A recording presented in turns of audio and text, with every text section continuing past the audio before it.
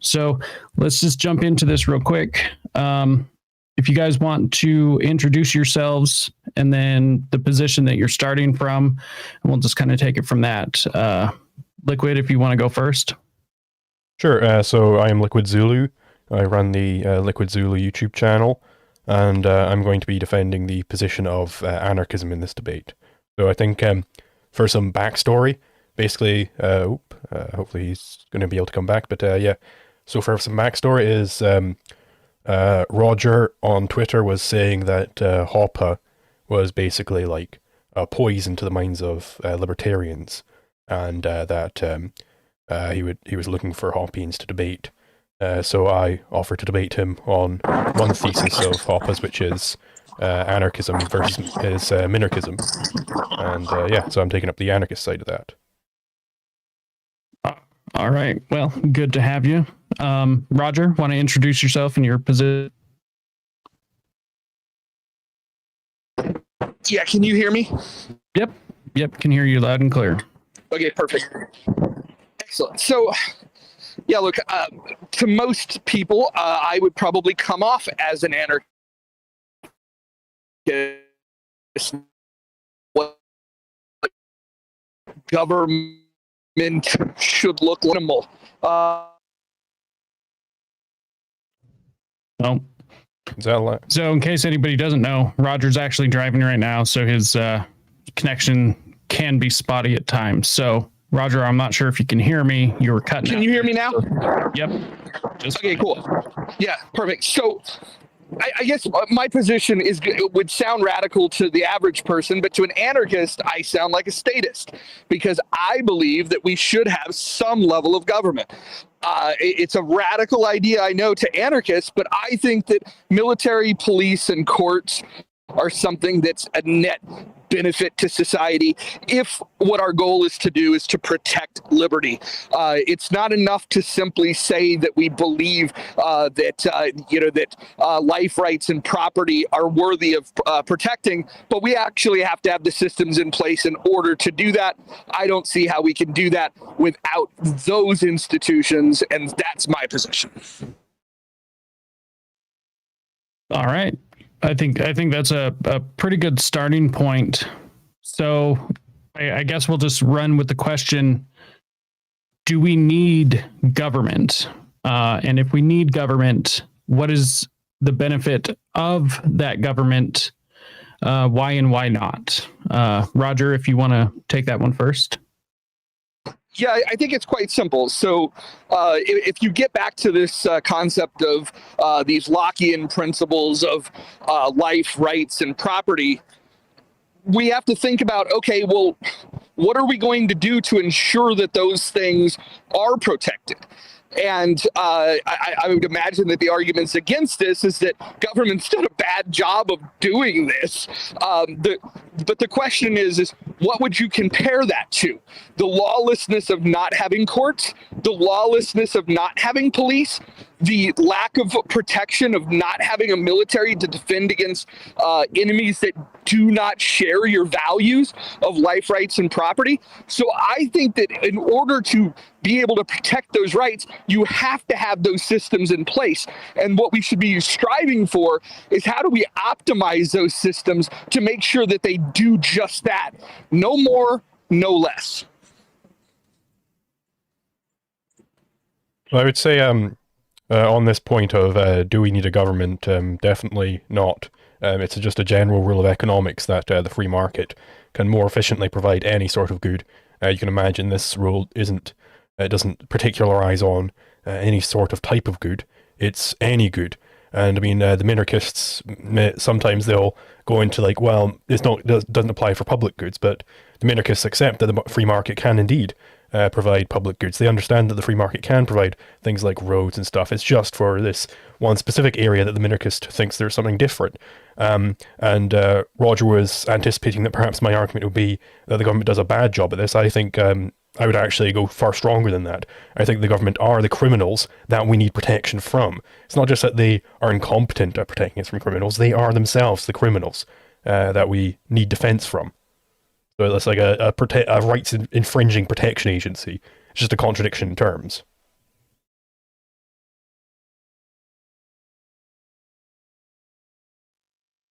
And exactly how would you take that, Roger?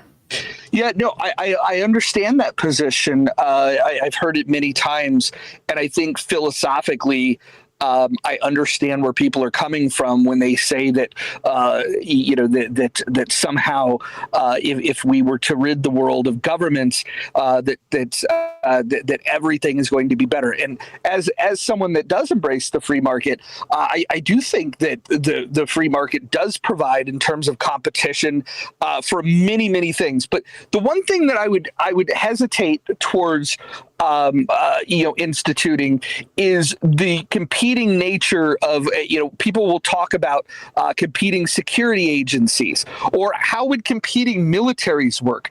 If what we're trying to do is establish a society that has a standard, and if we could agree upon, and hopefully we can, the standard is protecting life, rights, and property. If that were the standard we're looking to protect, what if the security agencies and the military apparatuses that were competing with each other didn't agree upon that standard? And based on whose authority do they have to institute a new standard? And that's the thing that we have to ask ourselves is, do we have an agreed upon standard? And if we do, then these competing agencies, where are they bound in terms of defending that standard? You're going to need an arbiter in the case of disputes.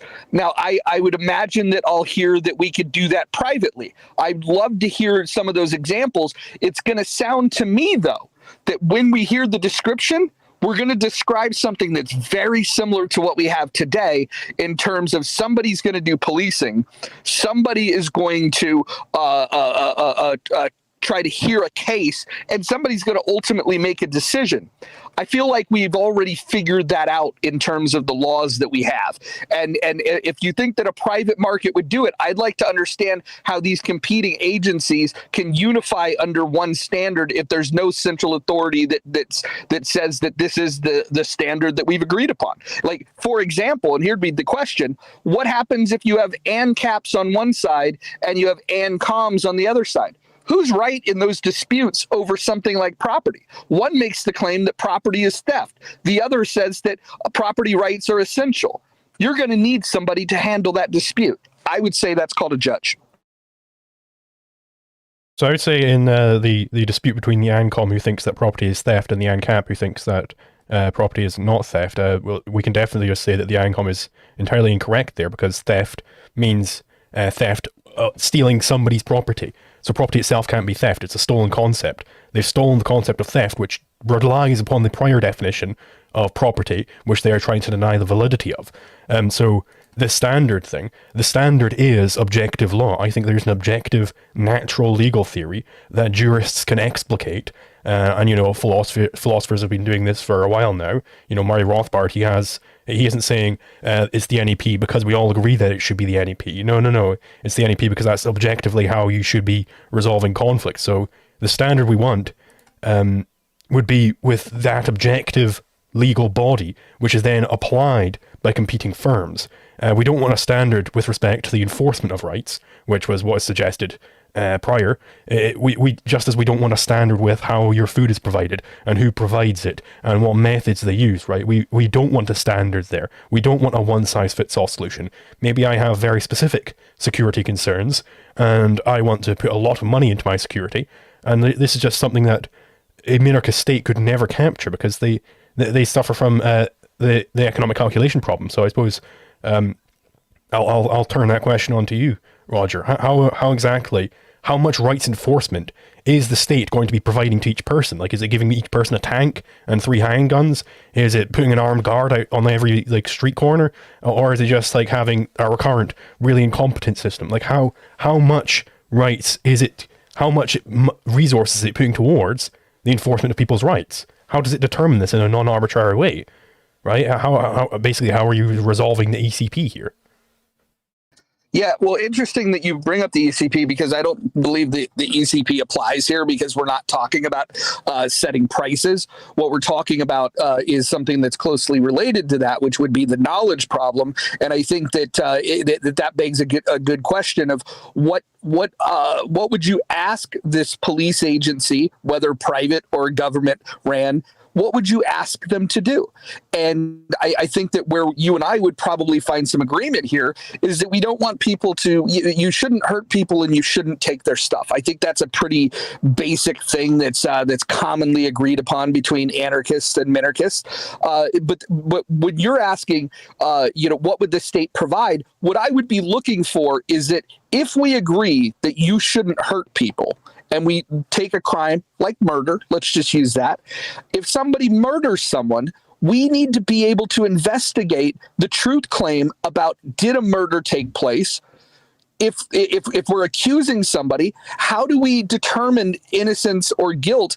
And you have to have an authority that is responsible for making that decision about innocence and guilt. Because you and I will agree that I would imagine that murder should be outlawed, whether it's whether it's in with no government or with even within an authoritarian regime, you would think that we would agree at the very least that murder is bad. And if we're going to do that, then we have to be able to say, how do we prove that somebody murdered somebody, and then what do we do about that? And I don't understand how these competing agencies that might have different thoughts about this are going to be able to reconcile this. Imagine if you have a judge that doesn't believe that murder is bad, or what if you had what if you have this well-funded private security agency that can buy the judge? Where's the entity that can protect against that?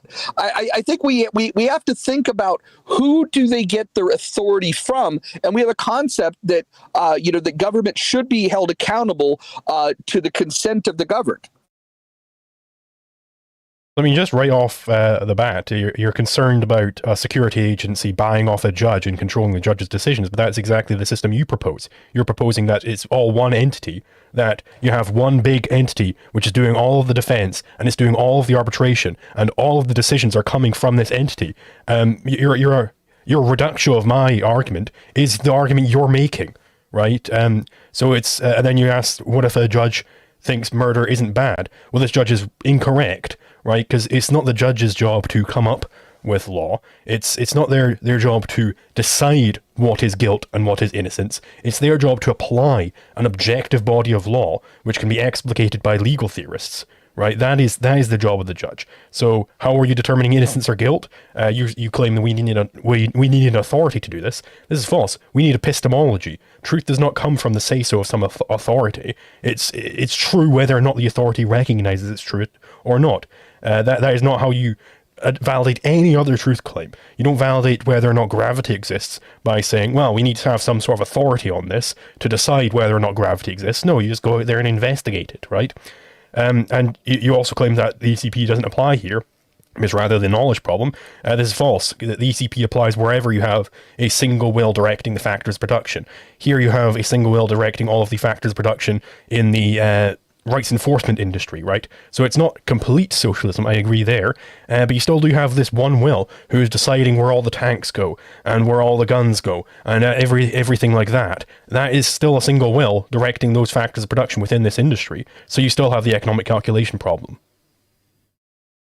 Yeah, we're going to have to agree to disagree there, because again, the economic calculation problem speaks specifically to how the knowledge problem applies to setting pricing, and so I still don't know where pricing comes into this. It's a very specific thing, but I don't think we should get bogged down on the details of that, because I think you and I would agree that central planning has its downside, and the downside is that when you start interfering into a market, it's problematic, not just because of pricing and knowledge, but that you're also encroaching on the rights of others, and you're making decisions around specific regulations that govern business.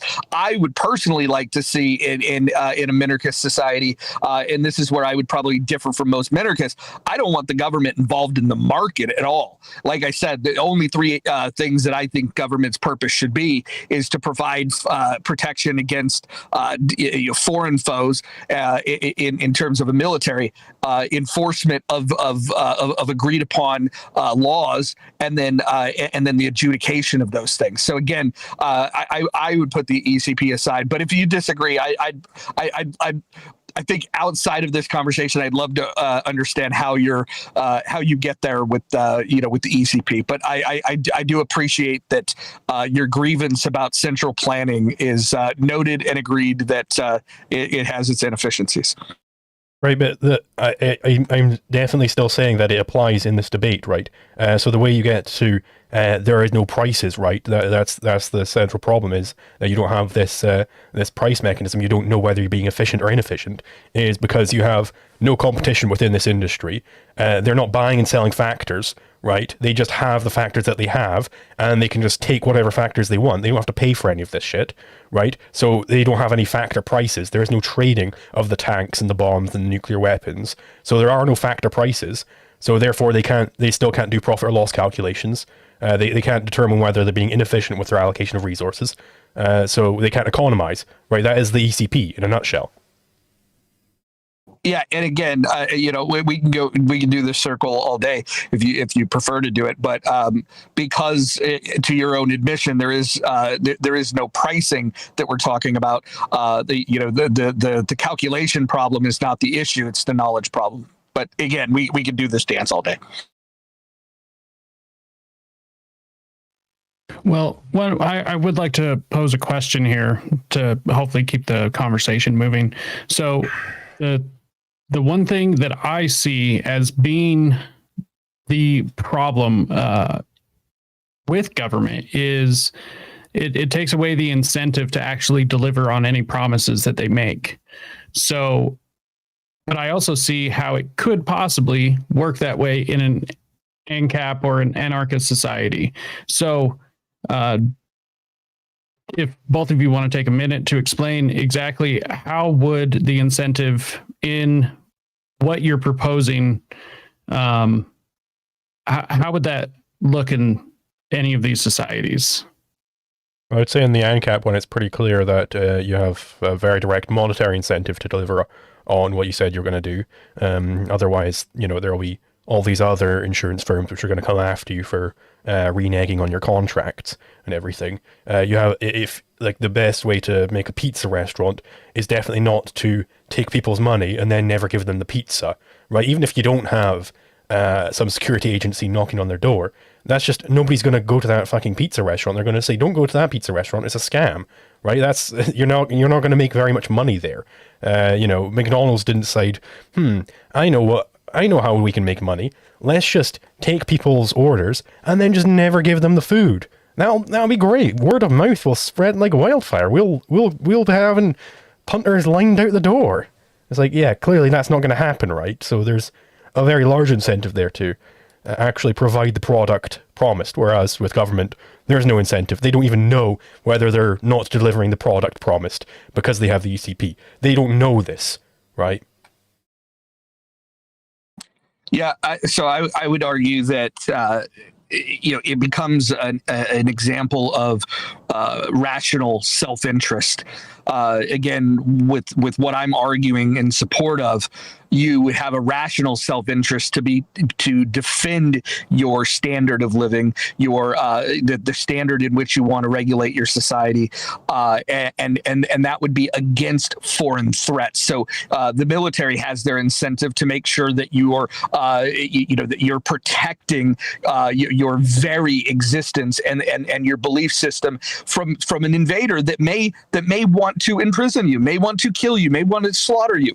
And so those incentives are pretty clear. That's just rational self-interest. When it comes to policing, when it comes to the court system, it's the same thing. We have a vested interest in making sure that if we're agreeing that life, rights, and property is what we want to protect, then the incentive is that we do that, and we do that properly. And I believe that in a more optimal world, we wouldn't necessarily need police stations the way that that they're developed now, where you have a mayor that selects a police chief. I actually prefer the sheriff model, where you actually elect the sheriff, and if the sheriff's not doing a good job, you can replace the sheriff. I think that's a far better model, and then everybody's operating in their own rational self-interest. The voters voting for their sheriff, the sheriff that wants to keep their job, and all of the deputy sheriffs that want to keep their society protected and upholding that standard that they're sworn to protect.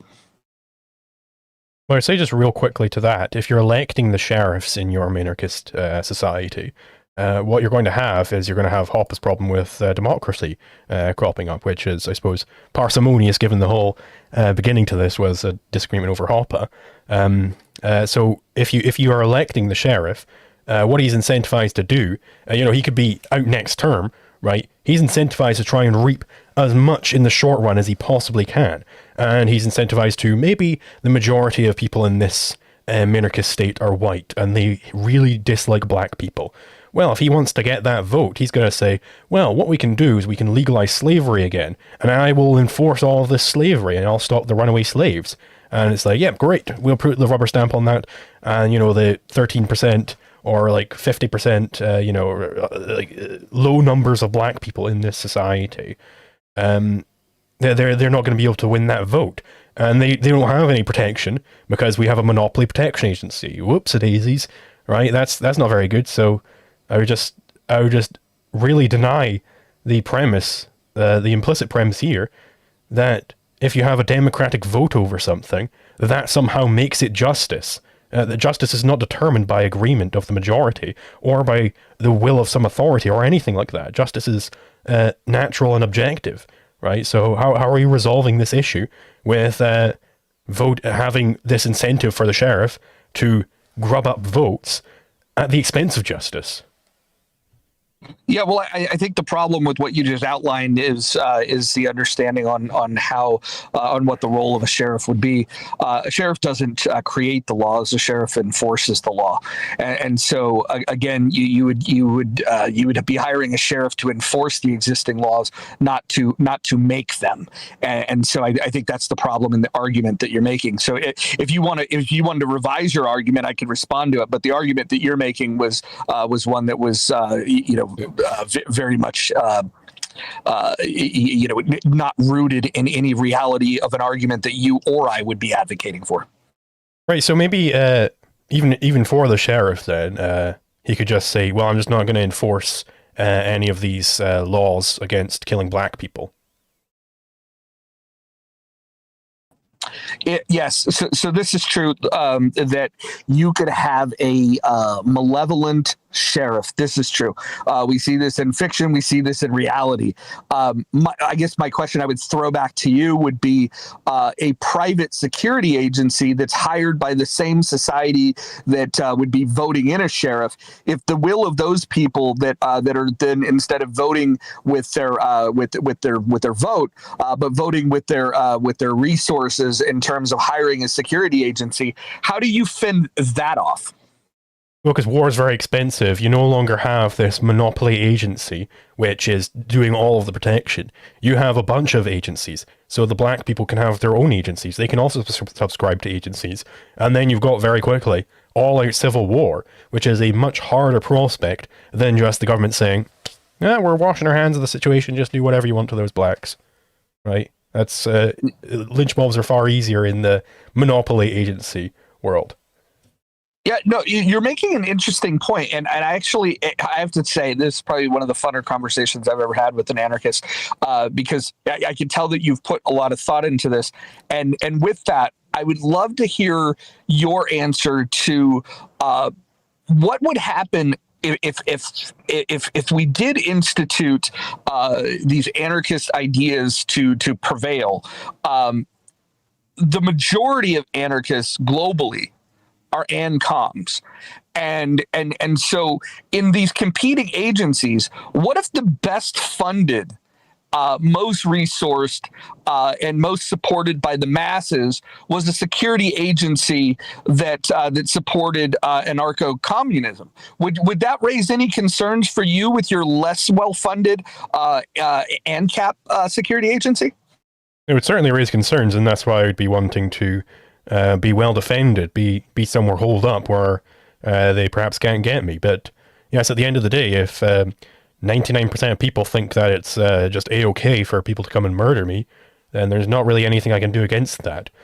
Which is why, philosophy and strategy precedes any of this. You have to shift public opinion towards justice, objective justice, and then the rest will flow, right? You can't wave some magic wand and have the NAP be obeyed by everybody. That's not how the world works.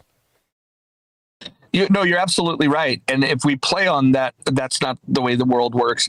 I would ask us to broaden this conversation and walk me through a scenario in which it's realistic that not only the Americans and the Europeans that hear your words about how anarcho-capitalism would work. What happens when the autocrats that don't think that that's the way the world should work? Let's just say, for example, Putin's Russia. Let's say China, countries that are armed with militaries that have nuclear arsenals. Do you think that it's prudent to have anarchy if unless you had everyone on board? How would this work if we had autocratic threats that are well organized and possess weapons that can create calamities on a global scale?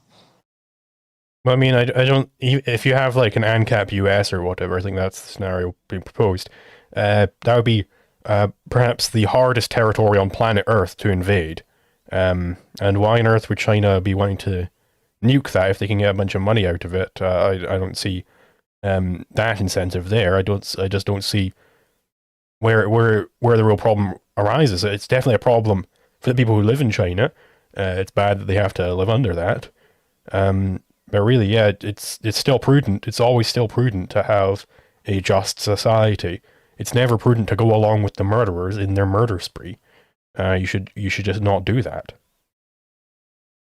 Yeah, no, interesting. So we've agreed that if we set this up here in the U.S., that the enemies abroad, potential enemies abroad, would still have their weapons. You're arguing that they would have less incentive to do it, but I would argue that the concept of mutually assured destruction is what's prevented a nuclear exchange from taking place. The only nukes that have been dropped was unilaterally by the U.S. To end the Second World War, and then since then, as with the proliferation of nuclear weapons, that assurance that you would be destroyed if you were to launch your attack, the retaliation would destroy you, and so it would be it would be a very difficult game to win. And so my question then would be, in Ancapistan here in the U.S., who's going to have the nuke codes? I mean, whoever homesteads them, I suppose. But I really don't see the incentive for China to go, oh, those people have freedom, let's nuke them into oblivion. Like, that's not how any terrorism has ever been done, to my knowledge. Like, that's like the propaganda of the terrorists hate our freedom and that's why they want to destroy us. No, the terrorists have some very specific grievances about the US military invading and protecting Israel and whatnot. And that's why they're coming over and destroying things. I really don't see the reason why China would decide, oh, those people have too much freedom over there, let's glass the entire United States. Like, why? What does that get them? So your defense posture would be dependent on the idea that there's no incentive for China or Russia to use these weapons against us. But if they did, what would be what is our deterrent? What is our response? My response would be, I don't know, probably burn alive. Hopefully I can get to a bunker in sometime. Yeah, I don't. Maybe you can get up like nuclear defenses, right? Those are a thing. But yeah, I mean, yeah, if China wants to destroy the world, yeah, that's within their power, and I think that's a bad thing, which is why I don't want states to exist anymore. So if the nukes were fired at Ancapistan would not fire nukes in return? I don't know. Some people might. Interesting. Yeah, and is there going to be an objective standard that's applied that ensures that people don't fire these off? Because if people are homesteading and everybody's got their own nuke, I'm guessing that increases the risk that somebody might use them for applying less scrutiny than let's say the world has used over the last, say, 75 years, considering we've only used them, we've dropped two in a 75-year period, right? Well, gas would definitely be the correct word there, because the only entity that has ever in the history of humankind used nuclear weapons on innocent people is the state, right? It's the United States government. That's the only group that has ever, in the history of all of mankind, used a nuclear weapon to kill innocent people. It's states which do this total war mentality of we must destroy everybody in that territory because we as a collective are against them as a collective. That total war mentality is absent if you have methodological individualism, which you would have on a society-wide level in Ancapistan. I don't see where this, total war mentality would be derived from. What would be the philosophic basis for it in Ancapistan? Yeah, I guess the part that I'm struggling with here is the pragmatic reality that there are people that do want to kill others. There are countries that are adventurous and want to invade neighbors. We saw that with Putin in Ukraine. We also see non-state actors because last time I heard the Palestinians don't have a state. They're a non-state actor. Not a state, and committing acts of depravity and barbarism and creating what is a state of war. And so that was initiated by a non-state actor. So the idea that a non-state actor is going to be less likely to wage war is just false on its face. Well, I don't agree with the definition of the U.S. State Department says this isn't a state, therefore it's not a state. I think that's nonsense. They very clearly have a state. They're being ruled by Hamas at the moment. I believe they even voted in Hamas, right? So there's very clearly all of the normal apparatus of the state. And even if you think that, even if you're siding with Israel on the side of this disputed border or whatever, then they're still living under state, namely the state of Israel, right? So the Palestinians, whichever way you slice it, they've got a state. Not exactly. In 1947, when the partition plan was offered to them, they declined statehood, and when statehood was granted to Israel, neighboring countries on behalf of the Palestinian people decided, 1 day later after Israel establishes its statehood, to declare war on them. So, and again, we've got plenty of non-state actors that essentially want to see Jews eradicated, and I, for one, I like the idea that that a group of people that's been persecuted for thousands of years has adopted a mindset of never again, and has armed themselves in such a way to protect themselves from some of the most vile savages this planet's ever seen. So I actually think that Israel's a perfect example of why you need to be prepared to be able to battle non-state actors. I mean, I'm not sure what this argument is really evidencing. My claim has never been that only states engage in murder or anything like this. That was never my claim. It's just, my claim would be, which I haven't made yet in this debate, is that states are by far the largest perpetrator of crime, like bar none. So yeah, it's a good idea to get rid of them. That isn't negated by saying, well, look, there's this guy in the Golden State who's serial killing all these women. Like, yeah, that's bad.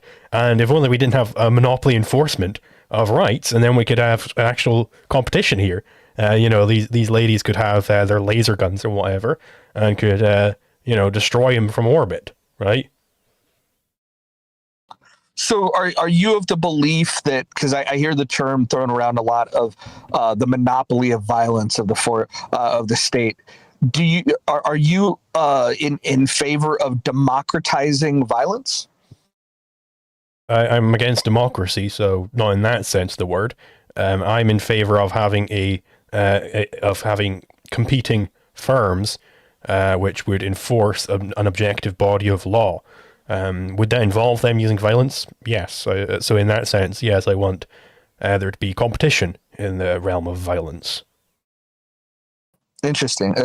So if we were more competitive violently, that would be a more optimal society in your position. Yep. Okay. Agree to disagree. Interesting. What is your thoughts on the fact that I would be in favor of abolishing all other state apparatuses? I would have to think that if there were a politician alive today that were advocating for the policies that I'm going for, that would probably be somebody that you would support in comparison to the alternatives that are out there. Is that correct? Yeah, like Ron Paul or Javier Milei, right? Yeah, Javier Milei. My favorite thing about him is when he waves the Israeli flag. It drives libertarians absolutely out of their mind when he waves that flag. I do love that he has a strong interpretation of the non-aggression principle that hasn't been compromised and watered down like some of the comedian podcasters in the libertarian movement that have moved from the non-aggression principle to the non-retaliation principle. And so, I'm very pleased that Javier Milei is a fan of the non-aggression principle in the traditional sense. I'm not sure if you share the more of the comedian podcaster interpretation or the one that Milei subscribes to. I really don't give a shit about Israel-Palestine, to be honest. Fair enough. So there's a couple of questions I wanted to propose just to kind of get both of your guys' side. So Roger, this first one's for you. So if we have a country or the reality of a small government somewhere in a territory, what is supposed to prevent that from becoming out of control, such as what we have now, growing exponentially to where it does become a problem? And what is the solution if that did start to happen? Yeah, I think the exercise is one of constant vigilance. It would be the same thing of how do you make sure that your weeds don't grow in your yard? Well, you're going to have to take care of that. In my case, I hire a gardener. There are unfortunate realities that people are going to want to usurp power for their own desires, and it's going to be an act of constant vigilance to beat that down. I think having a framework, though, that allows for us to agree upon a common standard is better than having competing frameworks that are going to be at odds with each other. I'm not a fan of democratizing violence. I'm not a fan of establishing multiple standards. I want one standard that we could at least strive to improve and adhere to, despite the fact that I know it's going to be imperfect, and I have plenty of criticism of the way that system is going to no doubt challenge against the very principle of trying to continue to limit it. There are going to be those that are going to try to expand it. I don't think the answer to that is to completely abandon the idea of having a structure that has a goal of protecting that standard. That's a great answer. Liquid. So obviously there's some things in a community where we're going to have to come together, have multiple inputs through people. So say if one region, one group of people living in this geographical location decides to form a government, how is another group of people going to be be able to defend themselves and give a appropriate response to that. So the way you do it is you'd have, if we're talking about an established Ancapistan, you'd have a bunch of like gargantuan insurance agencies, which, are the most hyper-efficient militaries you've ever seen on planet Earth, right? Most hyper-efficient militaries, police forces, arbitration firms, all of these would be leaps and bounds ahead of anything a state can produce. So these guys, they want to come together and form a state. Well, good luck. If you come near me, you're going to get like slapped down, right? There's going to be like the super ANCAP space lasers with Hoppe's face on them, which are going to just beep, beep, beep, beep, beep, just a bunch of little dots on the planet Earth, and just all of them evaporate, right? You're good luck, right? But on the moral side of things, I would say it's immoral if they want to predate on people. That's an evil thing to do. And those people who they're predating upon, presumably, are going to be subscribed to some sort of insurance agency. And if they're not, when they hear news that a state's forming, maybe they would that would make them hop step down to the insurance office and get themselves a nice deal with them, right? So, and I just would also refute that it's going to be people getting together and agreeing to form a state. It's not going to be that.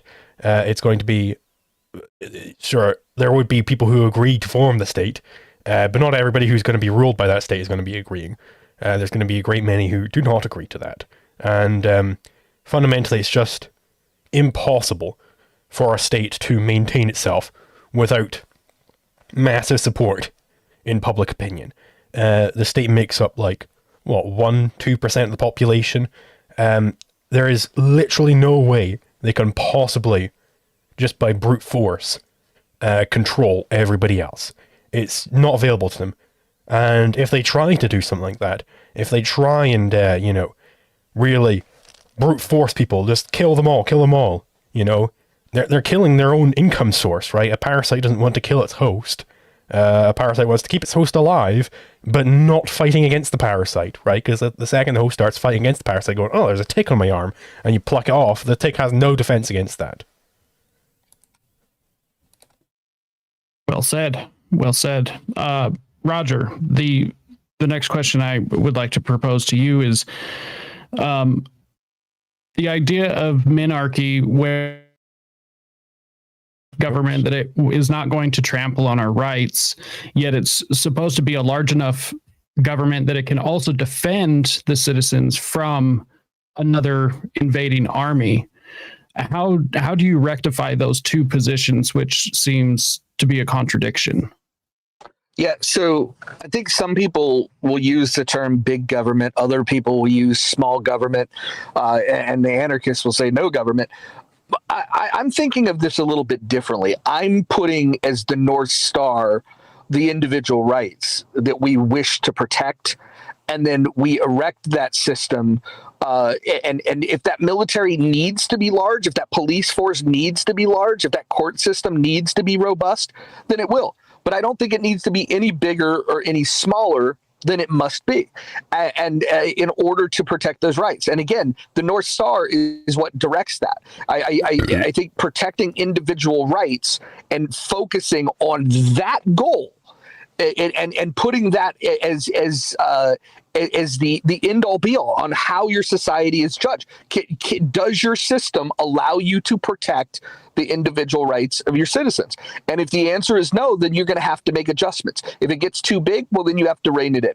If it's too small, then you might have to grow it. But again, it's not about the size of it. It's about the effectiveness in doing what its stated purpose would be, which would be to protect the rights of its citizens. Well said.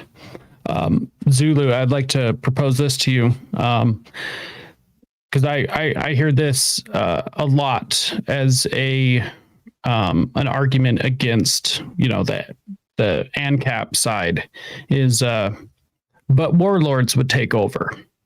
How do you handle, in my opinion, the warlord fallacy? So the only way a warlord could take over and maintain his rule is if he has support in public opinion. If people if the vast majority of people are at least not wanting to actively oppose him, that's the only way it can possibly happen. So how do you deal with that problem? The same way you'd form an ANCAP stand in the first place, is you have to shift public opinion in favor of anarcho-capitalism. Which requires that you push a realist philosophy with where it actually understands the problem of justice. And that's what I do every day on my YouTube channel, right? I'm trying to push this philosophy onto people, and that once you've pushed it onto enough people, boom, switch can flip, and you start speaking French for a bit, in the words of Lenin, and then suddenly you have all of Russia, right? These things can happen very quickly, and I mean now we've taken Argentina. That's a pretty big win there, I would say. I would have to agree with that. So this is kind of to both of you. What really would the defense of these ideas be in real life? I talked to quite a few people about these ideas as well, and that's one of the biggest things that I hear is, well, how would policing take place in some of these ideas? That I believe a lot of people think it's a gotcha when they propose that. I personally don't believe that it is. But what is the system of protection of your community that in the ideas that you were proposing? So I think to answer this on my part of this, it would be first I'll give the concrete of this abstract. Imagine you are standing in a Soviet bread line, and you're waiting there for hours for this stale, moldy bread. You turn to your friend, it's like, this is crazy. I mean, we're waiting here all this time, and the product's terrible. This is no good at all. And your friend says, oh my God, you think this is bad? In capitalist countries, they don't even give you bread for free, right? It's people can't really conceive of how terrible the product they're getting is, and it's like, well, it's free, so it must be okay. So the way you would respond to maybe one of those people in the bread line of, well, how are you going to produce bread without it? It's like, well, I don't know, and that's the point. I'm not a central planner. Imagine if somebody was arguing for slavery back then. It's like, well, how are we going to pick cotton without it? And you try to explain to them how a combine harvester works. They'd look at you like you're an insane person. The answer to all of these is like, the market figures it out in the most efficient way possible because it economizes constantly. So how is policing going to take place? I don't know. I'm not a central planner. I don't propose to be omniscient or anything. The police will be tending towards an ideal way of doing it because they'll have access to actual prices.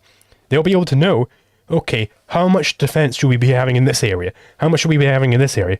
Oh, a crime has been committed against one of our customers. That's very bad. We got to get that back because we've got some policy where we immediately pay them for the damages that were done. And if we want to get that money back, we got to go out and find this guy and pursue him, right? So they'll be very efficient. Like, it's hard to really get across just how magical it would seem from our more primitive perspective. Roger? Yeah, no, it was an interesting answer. I really appreciated the part where you said you didn't know. I think that if there was a little bit more honesty from the anarchist camp, I probably wouldn't argue with them quite as much as I do, because sometimes they back themselves into these logical traps. And so I sincerely appreciate the fact that you acknowledge that you don't know. The beauty of the world that I envision is that I do have an idea of how it would work.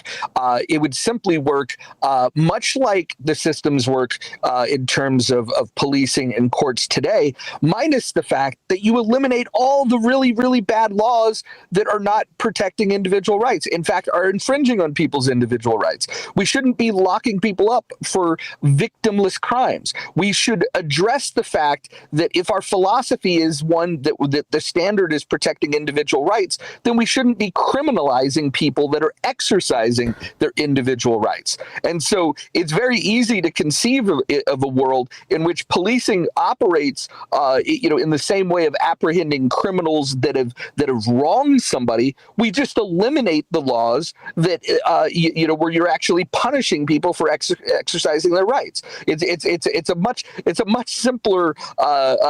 It's not even philosophical. This is just rooted in the consistency of having a policing system and a court system that's consistent with your values. And when you do that, you don't have to have answers like, I don't know how it would work.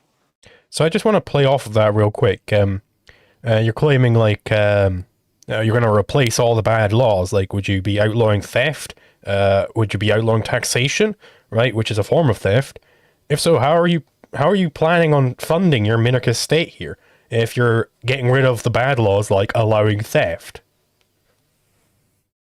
Yeah, that's a great question. I do think that we could have a voluntarily funded system if we got rid of all of this mandatory spending that we have. If we stop giving money to corporations, stop giving money to other countries, stop giving people money for these social safety nets.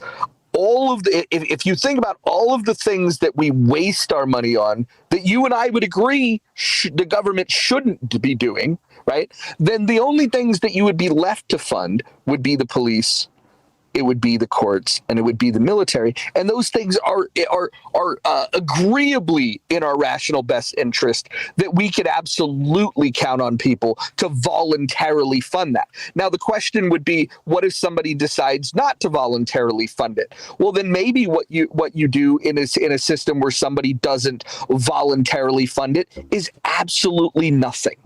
Absolutely nothing, except for the shame that would come along with the fact that, dude, we've stripped the world of all these ridiculous rules, all of these ridiculous spending, all of those crazy taxations that we would agree is theft.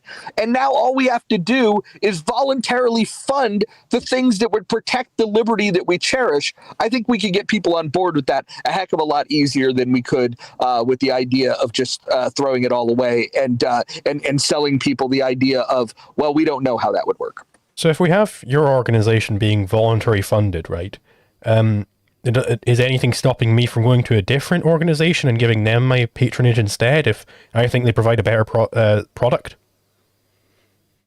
See, that's the interesting question. I think that when it comes to policing, while I believe that the government should have a function in policing, I'm not against the idea of also having private organizations that could do policing, as long as they're adhering to that standard and would be subject to a central arbiter of justice, where we have one code. What scares me about these competing agencies is the idea of them operating upon different codes. And I would just go back to the ANCAP thing, because I think that's an area that you and I would agree that one group could be a absolute threat to the way of life that either of us would want to institute. And if we went without having that standard to uphold and an arbiter of justice, I think you run the risk of having a well-funded organization that then throws your standard out. And that would be my biggest concern, because if society flipped and said, hey, we no longer think that you should have the right to own property belongs to everyone, it's a communal thing, I would have a problem with that. You would have a problem with that. I'm simply saying, let's do the best that we can to protect that from happening. So let's say we have a bunch of these competing firms which are each propose, and maybe they each propose that, hey, no, we're enforcing the actual correct body of law. We're the real state. How do you decide which one is actually the state? I think that part's simple in my world. We have a standard that we agree upon, and that agree. And again, it's not agreed upon. I'm right. Sorry. In your world, it's not agreed upon. So in my world, it's agreed upon. The one I'm proposing is the scenario is we get to your perfect minarchy, and then there are some splinter groups which form, and these splinter groups each claim to have the correct, mystic interpretation of what the law is. They are each claiming to be the true state. So there's not agreement with everybody over what the law is. There are different groups which are claiming to have different laws. How are you resolving this conundrum and deciding which one is the actual arbiter of last resort? Well, they would be operating outside of the law if they're not adhering to that standard.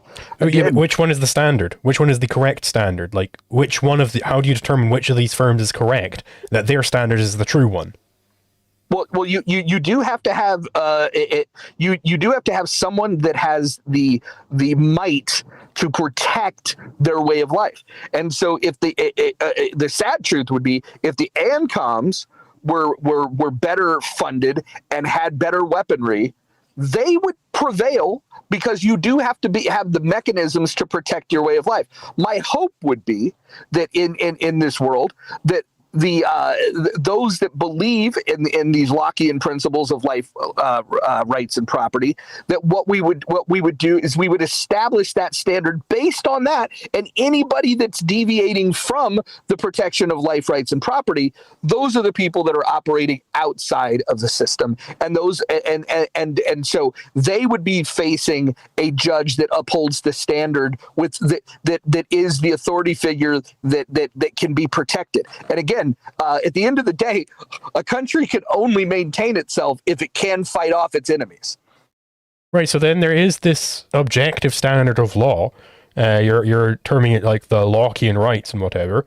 And then that is how you determine whether or not somebody is correct that they're enforcing the law. So how does this not apply equally to anarchism? Right? How is this system any different from anarchism? You have voluntary funded organizations. Insofar as those organizations differ from an objective body of law, we know that they're criminals, right? So how exactly is this not anarchism, right? This is what the ANCAPs are proposing. I would say that's not what the ANCAPs are proposing. What the ANCAPs are proposing, and again, if you've got a different frame of reference outside of Rothbard or Hoppe, feel free to share. But from the literature that I read, and from the professed desires of those that are espousing these beliefs, what they want is the ability to have absolutely no state. They define anarchy as not a system without rules, just without rulers. And the problem that we run into is this issue that if there is no ruler, then you don't have the ability to be that arbiter of truth. And so that what you run into is that you then decide your ANCAP society that may exist in your enclave could be coexisting next to an ANCOM enclave until the day that the ANCOMs have better weapons, more people, and a desire to say, you know what? Those people stole property because property is theft. Let's go apprehend them. Let's go seize the property. And where is your objective standard that tells them that they're wrong? That's what I want to know. So, I mean, what would actually prevent me, like, let's say we have no rulers, we are in Ancapistan. What prevents me from being an arbiter in some disagreement?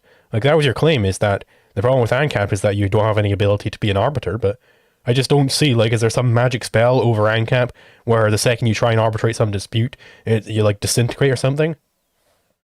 Based on whose authority? The authority granted to you by those agreeing to you, right? The authority granted by the objective body of law and everybody's agreement to this situation, to abide by your decision, right? That's where the authority comes from, because we both agree that there is an objective standard of law. And the question is, how do you apply that standard? And I'm saying, well, just anybody can be an arbiter, right? There's no reason why you have to have, just one person doing it. And you agree with this, right? You say you can indeed go to competing arbitration firms in your minarchy. So I'm just not seeing what exactly is differing it from ANCAP. I think what's within your ANCAP society, that's I can understand how that makes sense to you. What I'm positing is that if you have your ANCAP society, and right next to your ANCAP society is the ANCOMs or some other nefarious group that doesn't like the way that you do things, when you have a dispute that crosses those borders, because you believe in property rights and they don't, when you have a dispute that crosses over into your borders, right? And now you have a dispute over this. Why do you now have an arbiter of justice that they have to acknowledge, but they have a completely different standard? Who is that entity that elevates themselves above both of those claims, those truth claims, and is able to settle that dispute? By what standard? Are you going to say that in Ancapistan that that ANCOMs just they can't live in a communal way? Would you forbid them from participating in having their own commune? And like, how would that work? Don't you have to have an elevated sense of order where somebody is going to be able to handle a disputes between the two communities? Well, at the end of the day, in both of our systems, in every system, right, you're going to have this problem where if people really just can't agree to come to the table and arbitrate some dispute, then yeah, they're back to fighting, right? There is no solution to this. The solution to this is not that you force them to go to an arbitrator against their will, with whose terms they haven't agreed to. That's not a solution to it. You've just aggressed against these people who are having some dispute, right? That does not solve the conundrum. You've just created more disputes because they don't want to go to this arbitrator, and you're forcing them. You're enslaving them. Right, that's just creating more aggression, more conflicts.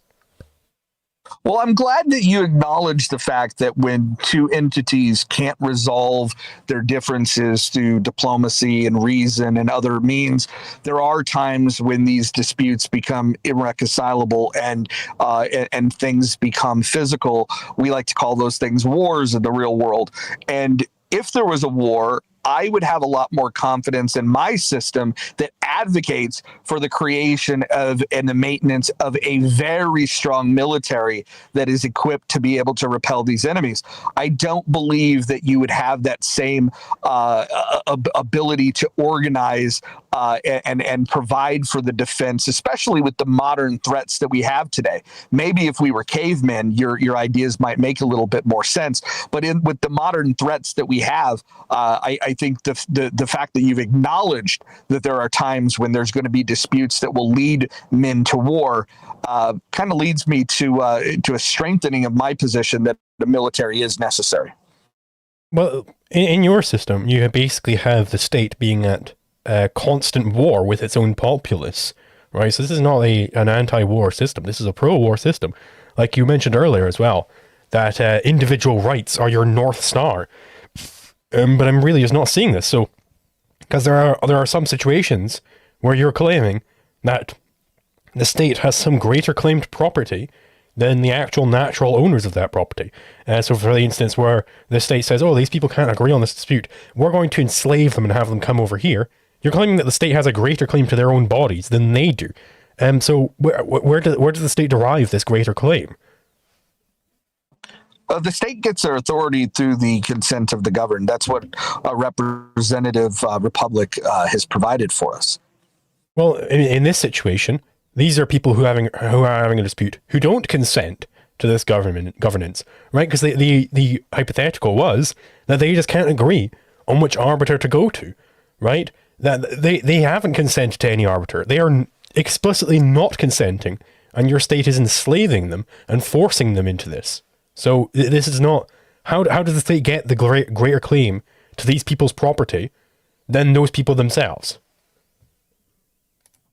Well, here's the question, because in Ancapistan, how would you be able to protect your property from a large body of people that believe that you don't have property rights? Again, going back to this problem of anarchy does not just exist with one philosophical strain that that morphs something very beautiful, such as capitalism, with something as immature and utopian as anarchy. In fact, the anarchists, on the left, existed a heck of a lot longer than than those that began reading Rothbard and Hoppe. And so when we start seeing this conflict between those that don't believe that you should even have property, wouldn't it be nice to have an entity that says, no, those property rights that you cherish, we're going to erect a system that is going to allow you to protect that.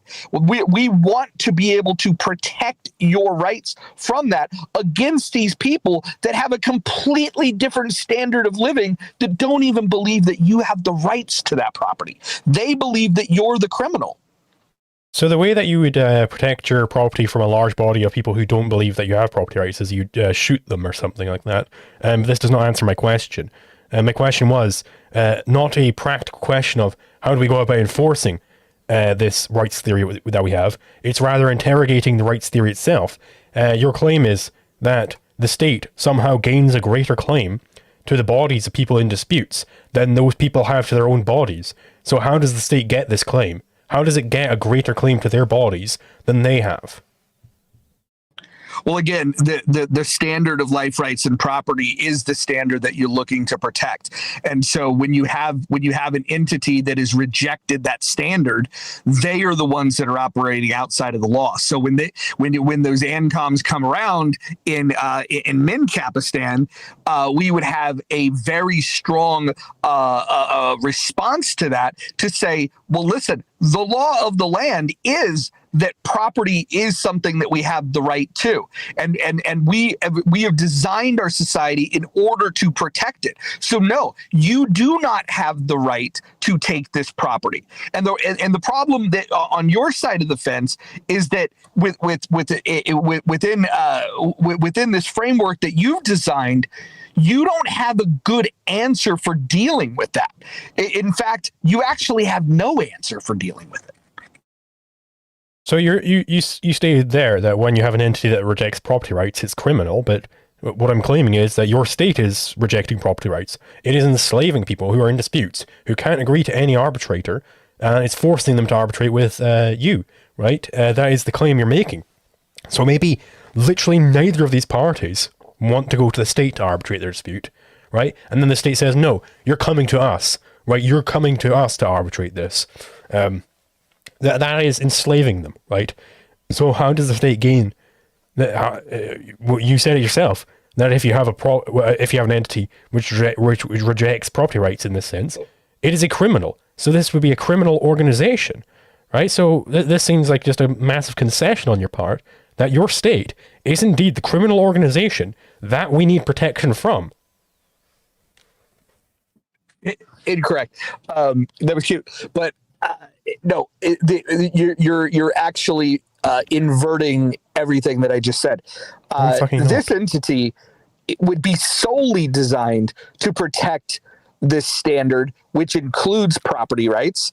And so in the goal of protecting this, the rights to property, somebody that's trying to make a false claim that you can't own property is in violation of the law. So yes, this arbiter of justice is going to reject this claim that operates outside of the law, which I believe is a pretty noble set of laws protecting life, rights, and property. I think that's a pretty strong framework to work from. And so yeah, if somebody wants to violate that, the same way that if they violated another law like murder or rape, you would actually bring them to justice and say, no, your claim that somebody has stolen property simply because they've decided they possess it through contracts. No, you don't have that claim. It's an illegitimate claim, and I would definitely support a state that would enforce those property laws and say that no, you can't make those illegitimate claims and try to invalidate contracts. That goes completely against the standard in which you've erected. And so no, I don't buy this idea at all that somehow that means that the state has enslaved anybody. What the state is doing is protecting you from having somebody steal your property. So you claim there that your state is being solely designed to protect property rights. I believe that's a direct quote. So does this mean that it's not allowed to bring people to arbitration against their will? Right, assuming neither party of this arbitration wants to go to the arbitration, right? Is it not allowed to bring them against their will to arbitrate their dispute? If somebody's violated a law, you could bring them to justice. Well, only one party could have violated the law, right? One party is the aggressor, one is the aggressed upon. And it's bringing both of them to arbitration. Neither of them want to go. So it's definitely aggressing on someone. Definitely someone there is innocent, and the state is forcing them to come to arbitration. So would it not be allowed to do this? Well, I think what you're doing is you're perverting the entire idea of what justice is. If you have somebody that commits a crime, for example, if somebody steals from me, right? If I make a claim that somebody has stolen from me, and somebody saying that they haven't, a truth claim has been made and then denied, and you do go to arbitration, and you do pull in both sides, the perpetrator and the alleged victim, and you bring them together to be able to understand whether or not there were the elements of a crime, what were the facts that make it a crime, and then you make a decision about innocence or guilt. So absolutely, you bring people together to be able to make a decision about justice. That's how justice gets served. That's how witness testimony is given. And so yes, you have the right to face your accusers. You also have the right to to make those accusations, and it has to have a day in a court in front of a judge, which is why we need a court system. So yes, just to be clear, yes or no, would the state be allowed to bring both parties of this dispute who cannot agree on any arbitrator, neither of them want to go to any arbitrator together, would it be allowed to bring both parties to arbitration? Oh, if somebody's not pressing charges, then they're not claiming that a crime No, was they want to press charges. They want to go to fighting, right? They definitely still have this dispute. They just can't agree on an arbitrator, right? The state's supposed to be the arbiter of last resort when they can't agree on anything. That was your claim.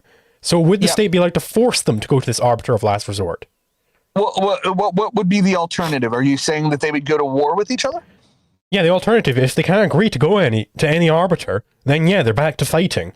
Either they just say forget it, and they put out their minds, or they go to fighting over it, right? So, my question is the state allowed to bring both of these parties to the arbitration that neither of them want to go to? So it depends, and I'll tell you what it depends on. If both sides desire to fight, if that's their desire is to fight each other, I have no problem with mutual combat. I have no problem with mutual combat at all. In fact, I think that if we had mutual combat laws throughout this country, I think we would have far less violence, because what you would find is that when people agree mutually that they want to fight, people become much less likely to want to fight, because they understand most violent crime happens because one side is a bully and the other side is ill-equipped to defend themselves. That's where most fights happen. And so if what you're presenting is an example where these two sides don't want to give an inch and they're both willing to fight, then hell yeah, stay out of that. Let them men fight. Right, so you said there it depends, and you gave, if both of them want to fight, if they're agreeing to like a boxing match or whatever, then stay out of it. But maybe they don't want to fight, right? There's some farmer and he's being polluted by a factory. He doesn't want to go to war with the factory, but he wants this situation resolved, and he can't agree, and neither of them can agree to any free market arbiter for this situation. What are you doing there? Are you forcing them to go to arbitration? I would look at what crime has been committed, and I would investigate the truth claims of that crime, and I would adjudicate based on the system of law that you have. And so here's the example you're giving. You're saying that there's a dispute between two people. And then you first said they wanted to fight. I solved that problem and said, fuck it, let them fight. Then you say, okay, well, what if they don't want to fight? Well, if they don't want to fight, but they don't want someone to solve their problem. Well, I think that A, the problem is not very significant if they're not willing to fight about it or to solve it in a reasonable way. And so I would actually maybe dismiss any concern over these claims unless if somebody brought that claim and said, look, this is unjust, this has violated the law, please investigate, then you get involved. But if somebody's not pressing charges, if somebody's not interested in defending their rights and not making a specific claim that their rights have been violated, if somebody's rights have been violated, then you do intervene. In fact, you have a duty to do that. And I'll give you an example. If somebody gets raped, and let's say the victim doesn't want to press charges, they say, look, I don't want to go into court, I don't want to press charges. If you have enough facts that suggest, if you have eyewitness testimony and you know that you can get the prosecution, yes, you bring that person in and you run them through the system because they have violated that person's rights, whether that person wanted to press those charges or not. So yes, you do have a right as a state, and I would argue a duty as a state to be able to make sure that people are not hurting people and people are not taking their stuff. And so you can continue to change the framework of this question, which initially I thought was solved with just letting them fight. But I don't know how many more caveats that you might want to create here. So the whole elevator pitch for minarchism that you gave me was that when you have all these different arbitration agencies, maybe you have another arbitration agency which can deal with you when you don't agree with those ones, and so on and so forth. If you need to have some sort of arbitration agency of last resort when the parties can't agree to go to any of the other arbitration agencies, they can go to the state, right? This was your claim. So, when they can't agree to any arbitration agency, then just let them fight. This is not an answer. This is a complete regression from your actual thesis being that when they can't agree to any arbitration agency, then they go to the state. But then we have this problem of, maybe it is the farmer is the victim, but the factory is the one who wants to bring it to court, right? The factory is getting mad that this farmer keeps preventing their pollution from going onto his field. He keeps plugging up the pipe or whatever, right? The factory is the one who are the aggressors, and they want to bring the farmer to court. The farmer is completely disinterested in going to court. He just wants to shoot their agents as they come towards him, right? He is not interested in going to court. Would your state, because charges are being pressed against this farmer for defending his property, would your state force this farmer to go to court? If he's violated the law, then yes. He hasn't. He has not aggressed against anyone. So, would they force him to go to court? I don't think that you would force someone to go into a court that has that you don't have reasonable suspicion has committed a crime. He doesn't want to go to court. Charges are being pressed against him, right? The claim is that he has been committing a crime. He has not committed any crimes, and he does not want to go to court. Right? Oh, got it. So he's claiming innocence. He's been accused of being guilty, and you're asking, should the state have the right to look into the matter? And the answer is based on the severities of the crime. If there's validity to it, it can't just simply be a willy-nilly claim. But if you had eyewitness testimony that suggested, and you had the elements of a crime enough to charge somebody with, then absolutely you could apprehend a fucking criminal and bring their ass into a goddamn courtroom. Absolutely. But you don't know they're a criminal before the trial has concluded, right? No. This is what you do. You gather, is there sufficient evidence to charge someone? And if there's sufficient evidence to charge someone, then you bring them in, and they will have their day in court to be able to prove. You have to prove that they've committed the crime, right? Right. So then maybe this happens, and they prove they were innocent all along. Right? They don't have to prove their innocence. They don't have to prove their innocence. They do. Right? Let's just assume that they do indeed prove their innocence. They prove that they did not commit the crime. Right? So, the state has forced this innocent person who did not do any crimes. They have forced this person into a courtroom against their will. Has the state not enslaved this person? Well, listen, you can get into philosophical wonderland here.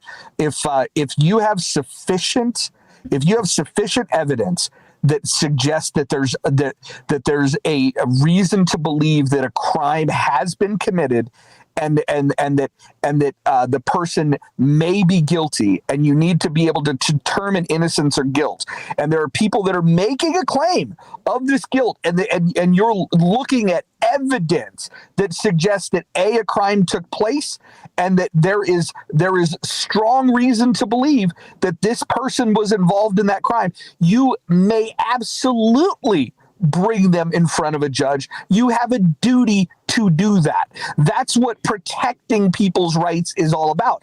Otherwise, what you're saying is that you don't have a justice system at all. And in fact, if you think that that's the way the world should work, then I'm more scared of Ancapistan in the way you're describing it than the way it's ever been described to me before. In fact, if somebody is accused of committing a murder and there are eyewitnesses and the person maintains, well, I didn't do it, and your claim is that dragging that motherfucker into a courtroom is enslaving them, well, enslave away, baby, because you should be able to investigate a murder, especially when there's eyewitnesses, and you should give them their day in court. However, you should presume that they are innocent until you prove they're guilty, which is why I take exception to the fact that you said he proved his innocence. You don't prove innocence. You have to prove guilt. If you don't have the evidence to prove that somebody's guilty, you let them walk free. But you do have to let the process play out. And so, yeah, right. Absolutely, you bring them in. Yes, so you said there, enslave away, and I think that's a pretty good motto for minarchists, because that's what you want to do. You want to enslave away. And the question is, on what basis does the state gain a superior property claim to this innocent man's body than he has to his body? In order to force him into court, they are claiming that they have a better claim to his body than he has. Where do they get this claim from? How do they justify this? Well, it's pretty simple, because you're protecting the standard of protecting life.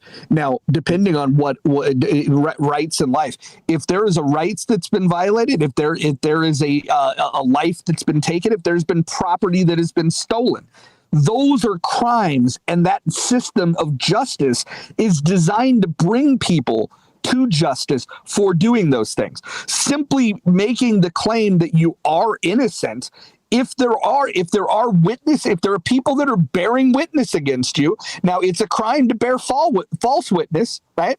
But if somebody is bearing witness and saying, I saw this son of a bitch do this crime that we as a society has deemed you shall not do that, then yes, you have a fucking duty to your society to do that. And it's absolutely fucking insanity to think that if somebody claims that they're innocent, that you don't have the right as a society to bring them in and to interrogate the situation, to figure out if the truth claims made against them, suggesting that they violated the law, whether they've hurt somebody or taken their stuff, that you think that the claim of innocence means that somebody should never have to arrive in a courtroom. That is fucking insanity.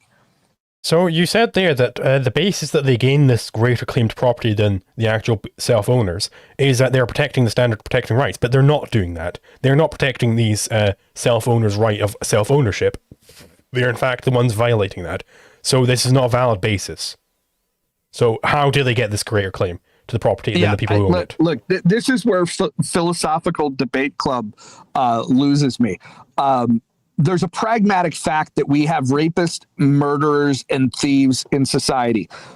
And if you're advocating for a system that would allow for somebody that has committed those crimes, that has violated someone's rights, the fecklessness of not bringing them to justice because you've wrapped your head around some book that you've read that talks about your body ownership.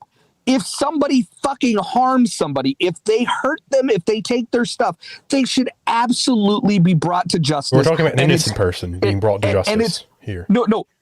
Well, how do you determine innocence and guilt? Epistemology. And so you don't believe in a court system at all, huh? I'm perfectly fine having a court system. I just don't think that court system should enslave people. And you are claiming that it should be enslaving people because it's just far too philosophical to be against slavery. You know, that's just up in the clouds, right? So let me ask you this: how would you investigate a claim of murder or rape when somebody maintains their innocence? Do you not bring them into a court? Well, what you could do is you could say, hey, we're having a court on, we're going to try you on this date.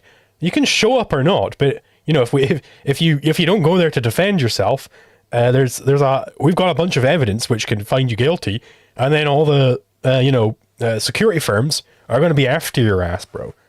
Right? It's trial in absentia.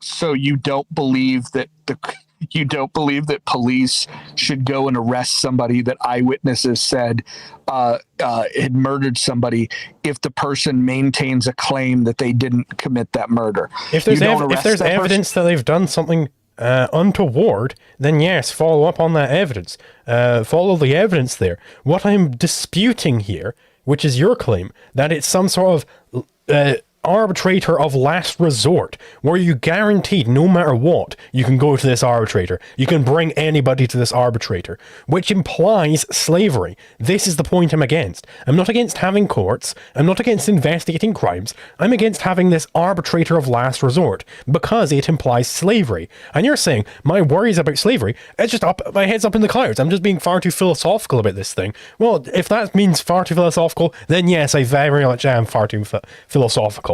I don't want there to be slavery. But your claim is that your objection is that it's slavery to bring somebody into a system to be able to determine their innocence or guilt. To force them to go into that system, to be clear. Sure. To force them in. Okay, so if somebody's accused of rape, let's call it pedophilia. I'd like to see you defend that one because you're pretty high and mighty about slavery. Let's see how you do with pedophilia. If somebody's accused of pedophilia, but they say, I maintain my innocence, I'm not coming to your court date, you're going to be on the side of the pedophile to not go to court?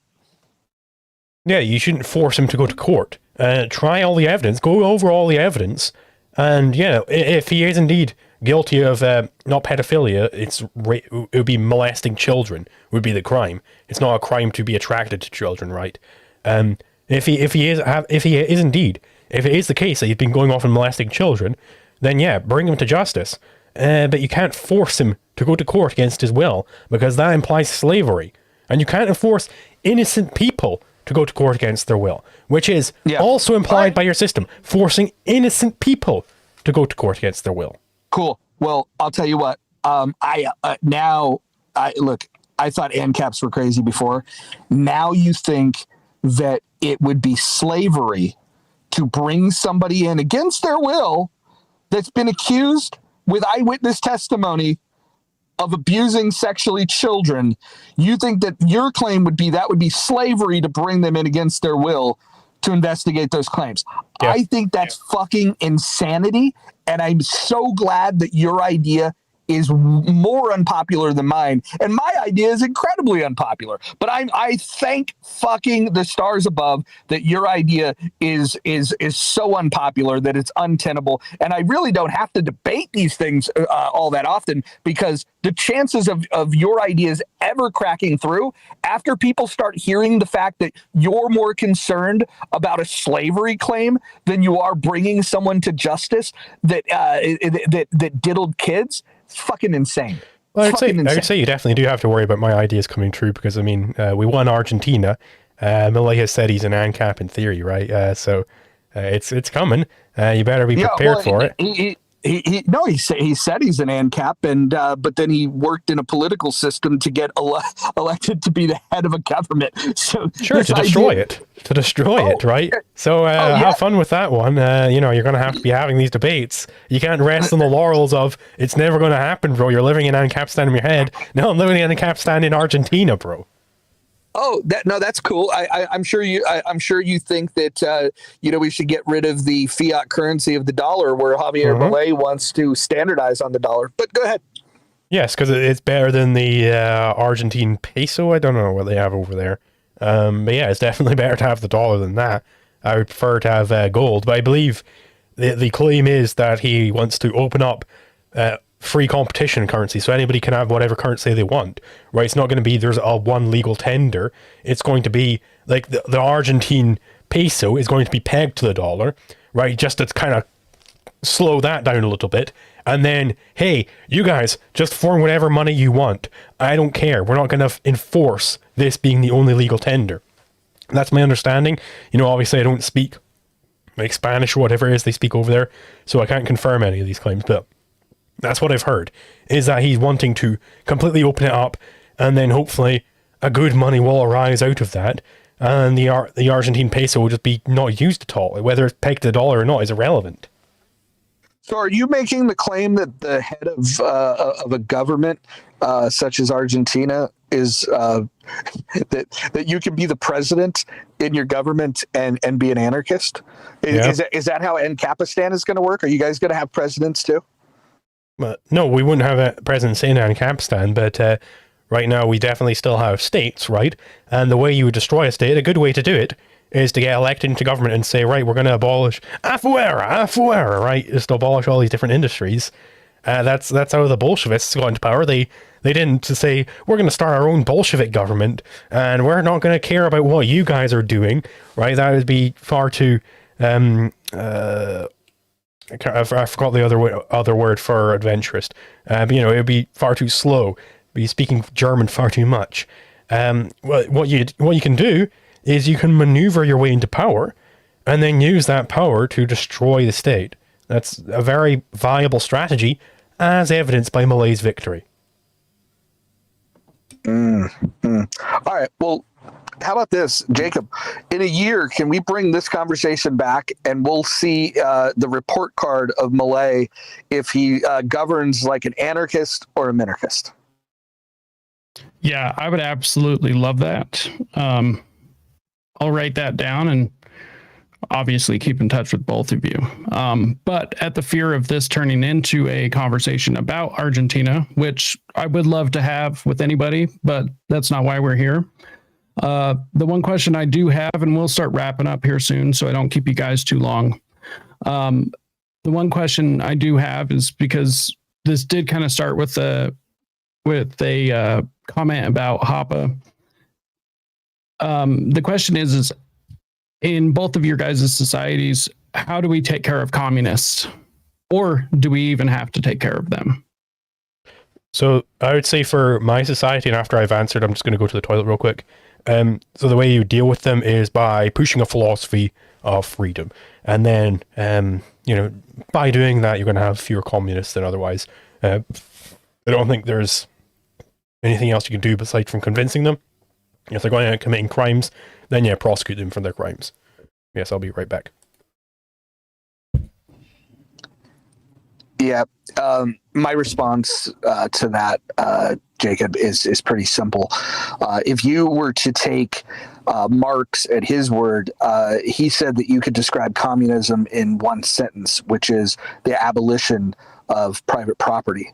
And so I don't see how you could have a system such as the one that I've advocated for that puts property rights at the top of the list of the things that you want to protect, which, by the way, it's the one thing that Zulu and I do agree on is the importance of property rights. And so I just don't think that communists would be able to go anywhere with their ideas. Now, you could, just like the delusions that Zulu has, in utopian fantasies, that's where that stuff would have to live. Is Ancapistan and the communists would just have to play their ideas out in their fantasies, because in reality you would have a system that rejects the idea that you're going to abolish property ownership.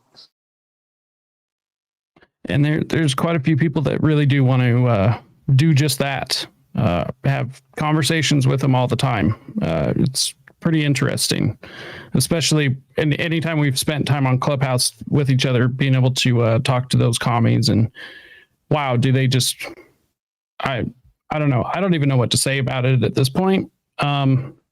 I did have somebody propose an interesting thing to me the other day, though, that I guess why we're waiting for Zulu here. They proposed the idea that the only being, the focus point here, the only thing that matters is protection of private property rights. Nothing else outside of that. Just hearing that, what do you think about that?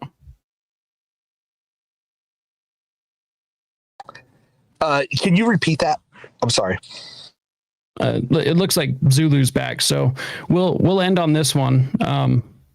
So the other day I had somebody propose to me that the only thing that matters is the protection of private property and the rights thereof to own it. I'm not sure if I disagree or agree. I'm still trying to work it out in my head, but the only part was the focus point of his statement. So it being the only thing that matters. Would you guys agree or disagree? I'd say there are other things which matter in life than defending property. As far as the law is concerned and the enforcement of it, then yes, that would be the only thing that matters. All rights are property rights. So as far as that is concerned, then yes, that would be the only thing that matters. But there is morality outside of law. You should still be moral. I don't think you should be shooting up heroin into your cock vein 24 hours a day, 7 days a week, right? I think that's a bad thing to do, but you're not violating anybody's rights by doing it. It's just you're destroying your own life, which is, I think, bad. Yeah, I don't know if I would push back on any of that unless I learned the benefits of shooting heroin into the cock vein, because maybe that could be a good thing. I don't know. I don't know what the consequences of that are. Yeah, so the conversation was that I was proposing the idea that we do have an obligation to try and make our communities or our society better, or at the very least not make it fucking worse. That is our responsibility, and got a lot of pushback from this particular person, which of course I'm fine with. But that had arose through the conversation, and I thought it was interesting. But on that note, I don't want to keep you guys too long, so I think we'll wrap up on that. I want to thank you both very much for coming. I think this was a very productive and a very awesome conversation. You guys are both intellectual heavyweights, and it was fun to see how this played out. So if you guys want to go ahead, give your plugs, let you know where people can find you, or any projects you have going on, or whatever you have, go for it. Sure. So the main plug for me would definitely be the YouTube channel, just youtube.com/LiquidZulu. I also have a course on libertarian ethics at liquidzulu.github.io. You can find it there. And I'm also making a wiki on that site, which is just liquidzulu.github.io/brain. And you can find the wiki there. Hopefully it's got a decent number of articles at the moment, but it's mostly in metaphysics and epistemology. I'm working my way up, and eventually I'll be in like law and economics and more familiar topics. Cool. And then I don't really have too much to promote. If anybody wants to ever chat, I'm typically on social audio apps like Clubhouse and Twitter Spaces. You could find me. My handle on all of those is real Roger Mayhem. So if you want to chat about anything, look for me there. Right on. Well, as far as me, you can find me at risetoliberty.com. You can find me on Twitter, because it will never be X, at Rise to Liberty, just like under my name up here. YouTube, Rumble, Odyssey, Telegram, Instagram. Spend a lot of time at all of these places. risetoliberty.com/links. We've got some pretty fun stuff coming up over on my channel. So go ahead, go over there, check me out, hit the subscribe button. As far as this debate goes, hit that like button and share it if you found it useful at all. Get it out there, get conversations going in your corners of the world. And other than that, that's pretty much it. So until next time, stay free, my friends. Thanks, guys. What's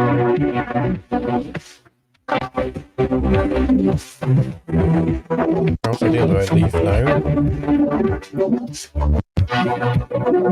I suppose I just leave now. Yeah. Alright, yeah, pretty cool. Suppose we could do a post-debate Q&A in Discord. Just need to switch the scene. See here.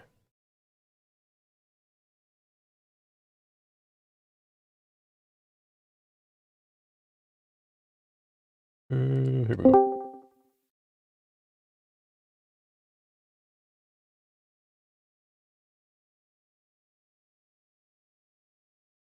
Gotta get rid of that thing. I don't care. Right? Yeah, I suppose I could at least for the purposes of the stream, I could throw a link to the Discord into the chat.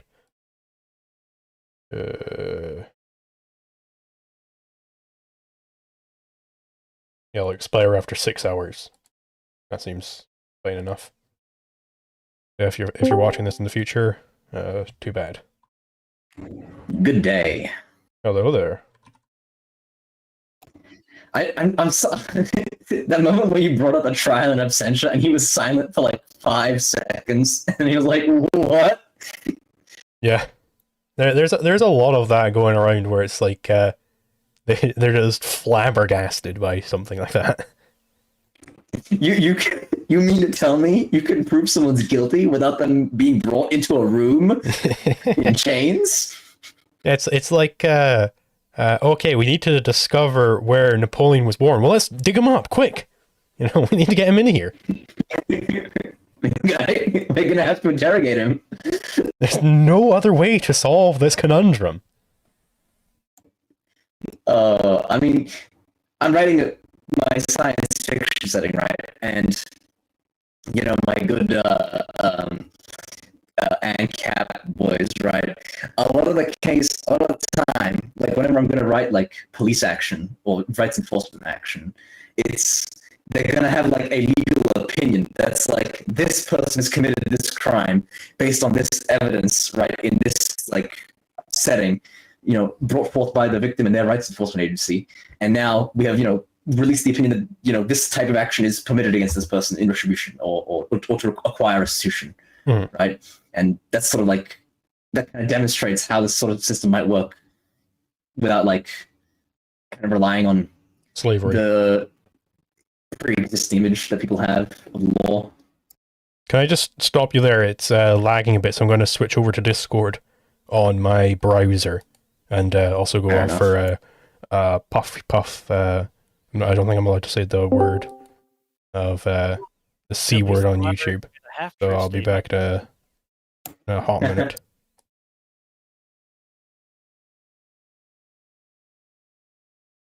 Open your browser.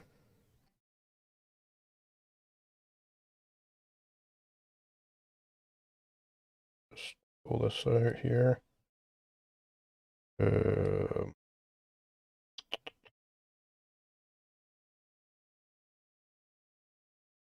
down here. Ever since there were courts and trials, there were trials in absentia. Like, this person is not here, but we must determine their guilt. I'm pretty sure they've had trials of absentia for kings. Like, yeah, that's Yeah. a new concept. But I think he just went so far all in on the rhetoric of like, what do you mean you can't bring someone into a courtroom? What do you mean that's so insane? And like, and then you brought out the trial in absentia, and he just would have looked like really. I think he feels like he would have looked silly if he didn't just double down again. Perhaps that's the case. I don't know. That one was a bit weird. That one kind of blew my mind a little bit. I had to say something on that one. I could change my profile picture. Evil Gordon Freeman is just very menacing. My server profile has my Discord pronoun set to pro-aggression principle. I'm here with the pro-aggression principle. All disputes should be resolved with aggression. There is no Just non-aggression. pure barbarism. Pure barbarism. Pure communism. All disputes resolved with aggression. Let's see. I'll just. There we go. Use this one. Actually, I'll just use my Discord default.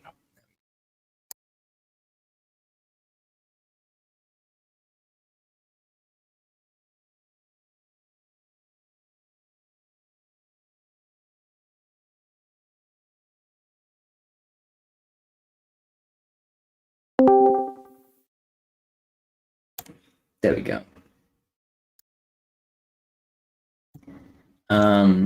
So general points in that debate, I think, like, I don't know. I feel like we could have done more to like emphasize the alternative.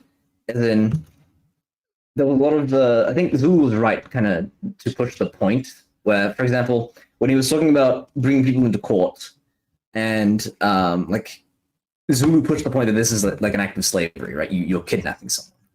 Yeah. When I think it could have also been a productive approach to be like, well, you don't have to bring them in. You could do trial in absentia, right? And present the alternative, which could have been a like more rhetorically convincing point.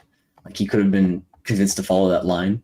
On the other hand, That's maybe he perhaps just like true, but I'm doubled beginning down. to think. I'm beginning to think at that point that he was so far up his own ass at that point.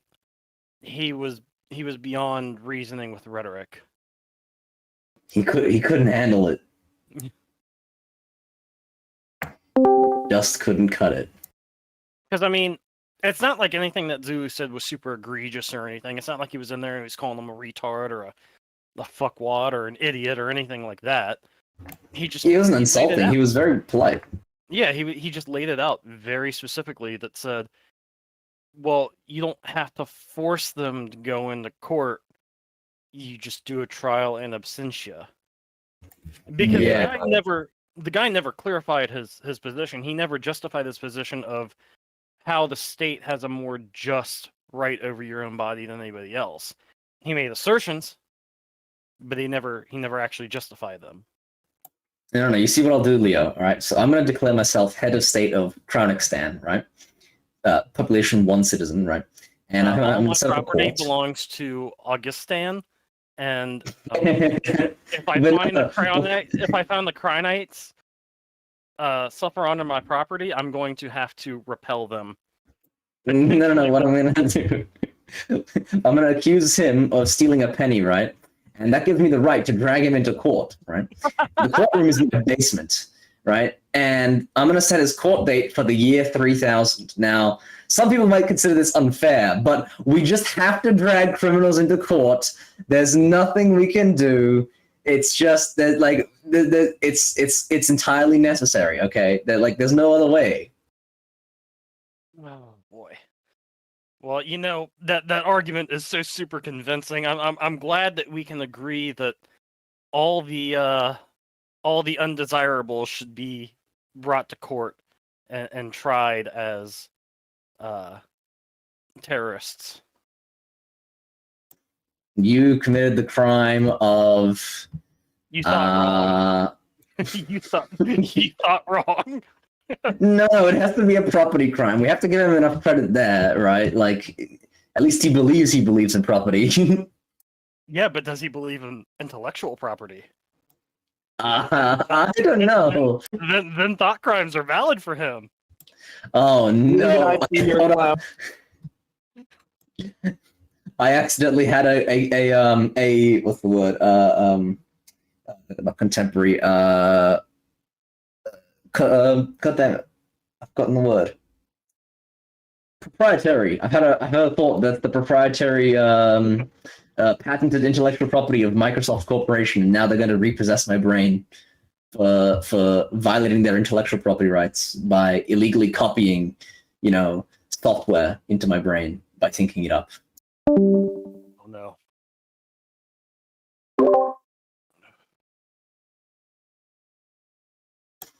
Oh my god. Yeah, you've had an illegal thought, a thought crime.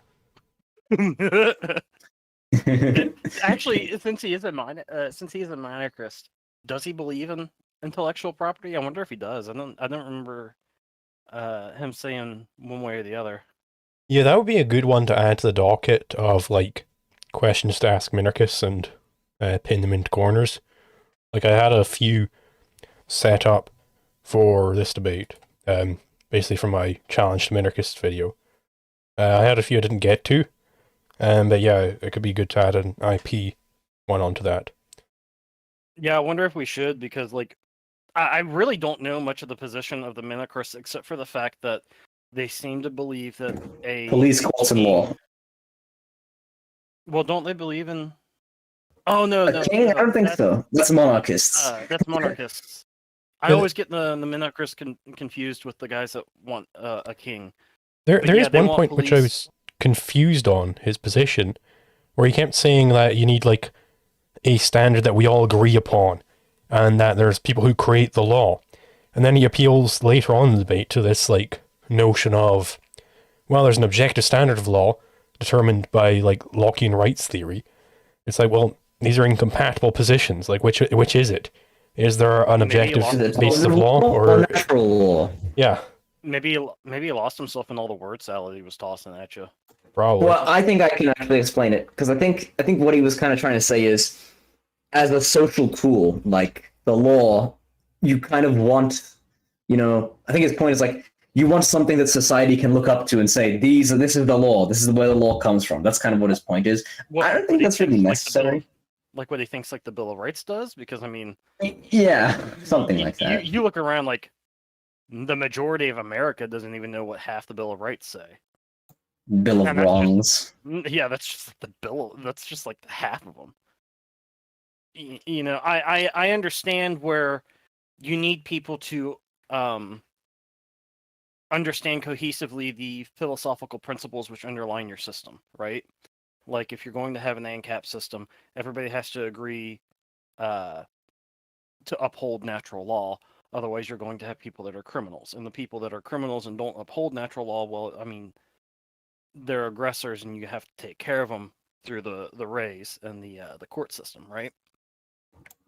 Yeah. So I could understand it from that sort of premise, right? But whether or not everybody agrees with natural law is irrelevant to the greater point of it's going to be enforced in this area because people want it enforced. Zulu should have doubled down on like whenever he brought up anarcho-communists, like, what are you gonna do about the neighboring anarcho-communists who want to come and like rape you? And like, Zulu should have been like, what if we just shoot them? Like we'll just get together. We'll just get together, right? And when the anarcho-communists approach, inevitably carrying spears because they've lost the technology to construct firearms, we'll gun them down, right? And then we'll collect their bodies and we'll recycle them into fertilizer for our gigantic farms. Because they abandon their bodies.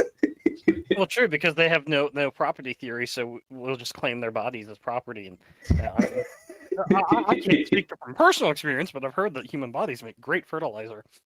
But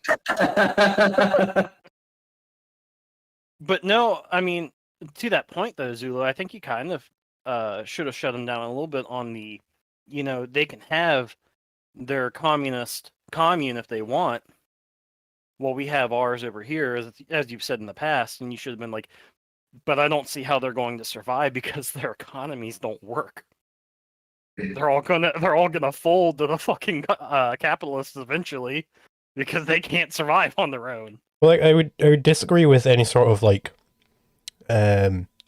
determinism with respect to we're inevitably going to end up with capitalism, because you can definitely have long-lasting societies where you have some sort of socialist rule. Yeah, they're going to be in a dreadful state and they'll constantly be collapsing, but they might reform into another form of socialism. That's been the name of the game for the past few millennia. Is you have right, but let's put it really this way, though. replacing one socialism with another. We're still dealing with socialist countries whose only ability to survive has been through proxy of taking more and more from communities around them. I mean, if you look at how China's been doing it, China's infrastructure is falling apart, and what they're trying to do now is take back Taiwan so that they can have better infrastructure and they can reap the gains that Taiwan has, because Taiwan, from what I understand, was actually doing very well economically. Yeah. I mean, well, like China in the 90s underwent a bunch of economic liberalization, which resulted in the fastest like actual economic growth ever. Because not only did they, make their economy a little bit more capitalist, they also had the example of the entire rest of the world to follow, and they could start buying technology. Didn't they kind of do like what the Nazis did, where they allowed some capitalism to some private sectors to survive? It was they appropriated from them.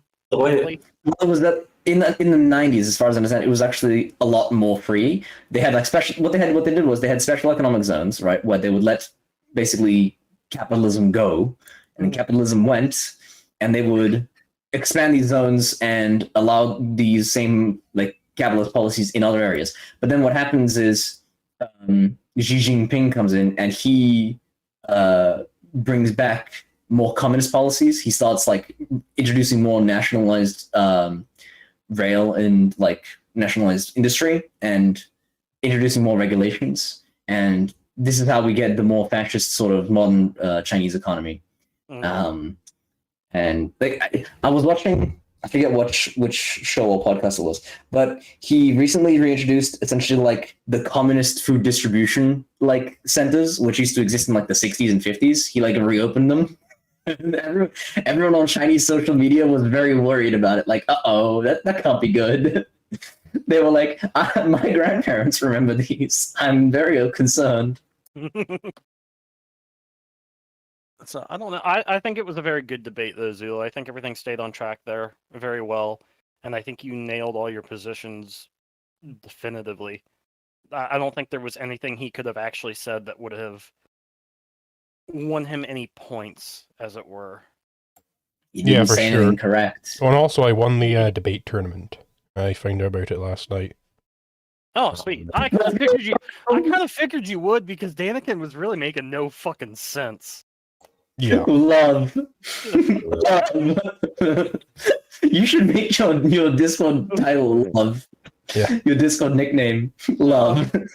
I'm trying to question mark at the end. I have to kind of wonder how serious he was when he was saying that, because I don't know. Oh, he wasn't considering, like, he didn't consider Zulu's point there to be an actual argument.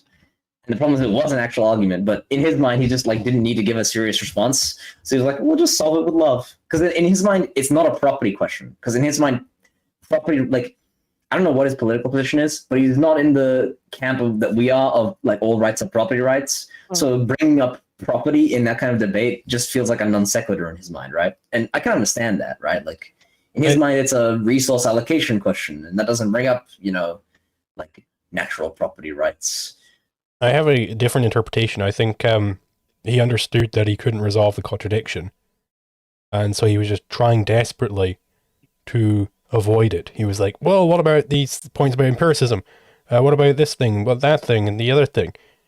Rather than actually address it, because he wasn't able to address it on the fly. And I think if you gave him a decade to prepare, he still wouldn't be able to address it, because it's fundamentally unaddressable, because it's a correct argument. It's a real true fact. Yeah. I was listening in yesterday too to your Twitter debate that you were having, the one that Sola hosted. You were there, and Casimir was there, and it was supposed to be an abortion debate. By the time I got on there, it was something entirely different, and you had that idiot Moxie on there fucking running his gums to just irritate the fuck out of you. I was listening to that for a while too, and it was kind of sad because there was a lot of points that I feel we could have really hit on, and we weren't able to address any of it because half the people there weren't really interested in having a dialectic. They were just interested in kind of blathering on about. Wait a minute, Moxie. I remember that name. Was I there for that one? Were you on last night? No. Yeah, this was last night. I don't. Okay, then I wasn't there. Definitely not. I know Casimir was there, and I was talking to Casimir a little bit about it because I was telling him that they should he should invite Sola over to APOP. Fuck, I don't know what that dude's name was, Zulu, that Moxie guy. I just know that that's what everybody was calling him, and it's not what his fucking username looked like at all, because he does those weird fucking characters. Moon runes. Hey guys.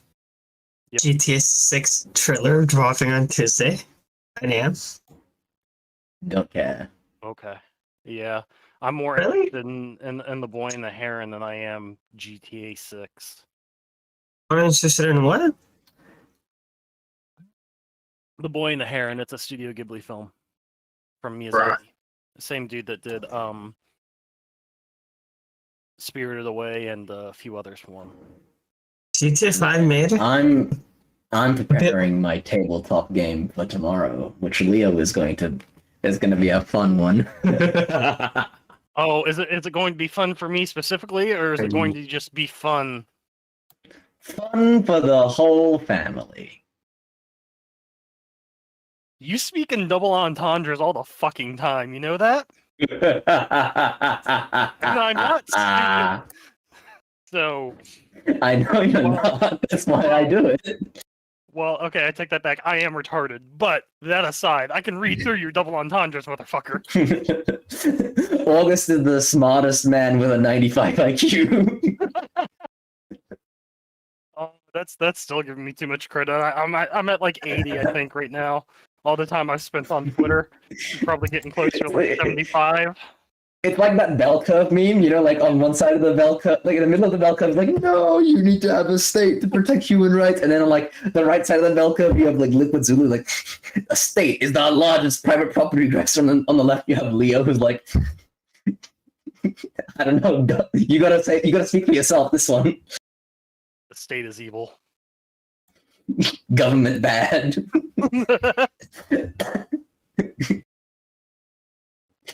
Government bad. Surprisingly, there are a crap ton of people who don't identify themselves as anarcho-capitalists, but identify the state as like a mafia and a crime organization. Oh And yeah. they're like people that were like former military and stuff too. And they're sitting there in their 50s and they're just like, when are the masses going to stop being retarded and realize that the government is not the solution to our problems? And I'm just like, bro, please. So like in my case, I was at my old job as an electrician, right? And there were a couple of other apprentices my age and some like a little bit younger. And they're not really like political philosophers, you might not expect. But if I talk about the government, they express a lot of like anarchistic rhetoric. Like the politicians are criminals, they're gangsters, they're bad people, right? And that's like they have the intuition, but they don't have the reasoning. And that's kind of a like I feel like that gave me a little bit of a white pill. Like you know, they're already rhetorically ready for the reasoning. Like they're already kind of prepared to take it on board. So I feel like, you know, if you can get a Javier Milei in Australia, you know, just like do a bit of trolling, get a little bit of anarchism out in the public. You know, I notice this a lot too. I find that in America, you have a lot of people who really don't like the government. But you've got a lot of people that are stuck in this mindset of, but we need them to do this, that, and the other. Police courts and law. They're still stuck in the necessary evil phase. Yeah. And I they think haven't moved on from there is no such thing as necessary evil. There is only what is evil and what is just. I had this thought recently that this like in the United States, you guys have this like liberal tradition, and I mean liberal in the classical sense, like John Locke sense, where the American population is taught to identify their government with the concept of freedom. Like you have a free government, you have a free country, and in one sense, the fact you have like a libertarian tradition is a good thing because that's you know that's where the libertarian movement is strongest. But on the other hand, I think it actually kind of it's a lot of people's brains because now they're kind of in the idea that their government is the good one, their government is the liberal one, right? The one that protects rights as opposed to, violating them. Whereas in a more authoritarian country like Argentina or Australia, like a socialist country, where people, they're not taught that their government is the pinnacle of freedom. Maybe they're taught that their government is good somehow, right? Like it does good things for us. Then they're kind of more open to the idea that their government is bad for freedom, and then like if you can convince them that the government is bad at doing things as well, then you're like, okay, so then what do we need the government for? If we can be free and happier and like more wealthy, you wanna, we could just do a bit of stabby, overthrowy, Little No, it's sort of easy. little tall tree out there and a long length of rope. Just saying. You see a lot of people who, they fight for a lot of like freedom and like they rah like America is all liberal, freedom everywhere. And then you ask them about minimum wage or healthcare and all that, or even just court systems, people who put in jail. Like, well, who else are we going to go to do all of this? If we don't have the government, then it's just going to be anarchy and everyone's going to die and the world's going to get nuked. I think honestly what a big problem part of it is though for America is that we have the institution of schooling that we have, the public school system, right? Oh yeah. And I think that, and I've heard a lot of people say that it's based upon the Prussian school model, which is all based around breaking down the students and molding them into whatever The individual. Removing the individual completely and making them a cog of the machine, as it were. A good citizen knows their place. Right. I think that has a lot to do with it, really, because the hyper-individualism that America used to have when the country was first founded has eroded into a system in which we are the... What is a good way to put this? Freedom? We are the people of freedom and prosperity, and everybody should be like us, and you should do exactly what we tell you to do so that we can continue to be prosperous and free. And people have forgotten kind of what it is. You stopped being prosperous and free. Well, you stopped being free. You're still riding on the prosperity. Yeah, in the Not really. debate, It's going downhill, but it's still a pretty tall hill. It's going downhill pretty fucking fast, man. You got people like me who are 30 that can't afford housing, really. Yeah, I mean, the longer you go downhill, the faster you go. Yeah. in the debate, you Picking kept up seeing momentum. Roger. He kept bringing up this idea of the duty, like the state has a duty. You have a duty to do this and that. Duty. Like, Yeah, I don't where is this understand where duty he was from? pulling. I don't do anything from, really. He has to be laying that on something, and I don't know exactly what it could be outside of maybe some sense of patriotism or maybe a sense of religious morality, perhaps. I'm not sure. I don't know. That one's a little bit strange, because it comes to me, it strikes me as the same sort of thing as saying that you have a duty to protect the people around you and yourself, and I don't agree with that. There is no duty for you to go and protect your neighbor. You know, you might seem like an asshole or a douchebag for that, but you don't really have the duty to go out there and, if their house is burning, put out their house for them, right? If their house is burning, their house is burning, and you have just as much of a right to do something as to not do something. Well, actually, you may have more of a right to not do something than to do something. Yeah, imagine my house is on fire and I start running out and I start throwing my arms around and yelling, "Do not put out my house! If you put out my house, I'll sue you!" And my house is just burning and collapsing in the background. And no one pull out a fire extinguisher, I swear to God. I mean, we laugh about it and we joke about it, but that's a very true statement. You know, that's absolutely something that could happen. Somebody wants to burn down their house and they say, "Don't put it out." And you're like, "Okay, man, Your On the other prerogative. hand, there is the pollution issue there. Like all of the soot from my house is going to land on yours, so you probably do have a right to put out the fire in order to exclude the soot generation. I think you at least have the right to remove the suit and perhaps charge the person that put the suit on your property for cleanup Yeah. and for causing the problem in the first place. Well, you definitely have to have the right to stop the fire, because imagine a slightly different scenario where I have a water hose, right, and I'm spraying water onto your house. You clearly have the right to like stop the water, like close the valve or whatever. Now, to see, stop the Chronic, water. me and you have gone through this one before though too, where we were doing it even with the radio waves, and we were coming into contention on this one last time too, where I said, well, you at least have the right to put up a barrier which reflects the radio waves off your property. For sure. Well, I think that goes right back into the easements, the property easements. That was that the house entire was on conversation. fire Yeah. before you got there. Yeah, I think that was part of what caused that conversation, because that was the debate that I had with Zulu, was on easements and This is before you had that debate. Like it was. I think Yeah, it was what this was incited you to think prior. about it. This is just prior, and this was kind of what started the entire thing before I got into the debate with Zulu Yeah. on blocking Improviso. Yeah, Which I'm still sad because he had to blur me out for that entire fucking debate. YouTube said, "You know what, PR for him." YouTube.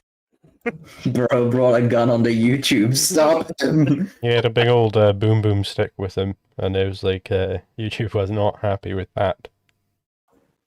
Illegal. And I find that so fucking weird though too, because like, you know how many fucking gun tubers are on YouTube right now? But Forgotten Weapons is educational, It's like he's cool, Okay, yeah, have you watched Demolition Ranch? Once. I don't think like Okay, the thing is, I don't think any of these gun tubers are really making money off of monetization on YouTube. Like I think they're all Also making true. money They probably get elsewhere. Patreon. Yeah. Possibly. I think Brandon Herrera's made quite a bit of money off of it, but they do use other sponsors though. all the time. He's the dude who's Yeah. running for Congress. Yeah, he is. Right. He's out in Texas, I believe. He's going in for Congress. I don't know how opposed he is either. I haven't kept up with that at all. But I hope he actually kind of wins it, because he's rather based. He took a couple of shots at Donut Operator the other day, because Donut Operator was shitting on a couple of black kids that had switches on their Glocks. And he was like, "Oh, these little idiots. Well, we used to take photos of their guns on the serial number all the time and then go out and arrest them." And Brandon was like, "Buddy, I love you, but this is a really shit take from you." Hunting down people for putting a funny switch on their gun. No. You know what turns me on? A Glock switch. There you go. Oh god, and to be honest, I don't know how much I would like to have a switch on my fucking Glock, because that would be such a pain to control.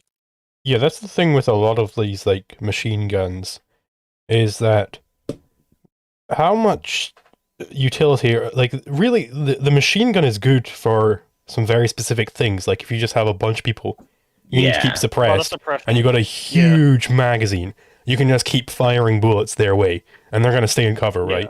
But if you want to like hit targets, semi-auto is really it does the job. If you get like a 5.56 in your chest, you're not just like shaking that off. So that gun that I was actually wearing when we did our debate, Zulu, that was a 5.56 and 11.5-inch barrel. And I have a binary trigger in that gun. So what that means is that every time I pull the trigger, it shoots a bullet, and when I let go of the trigger, it shoots another bullet.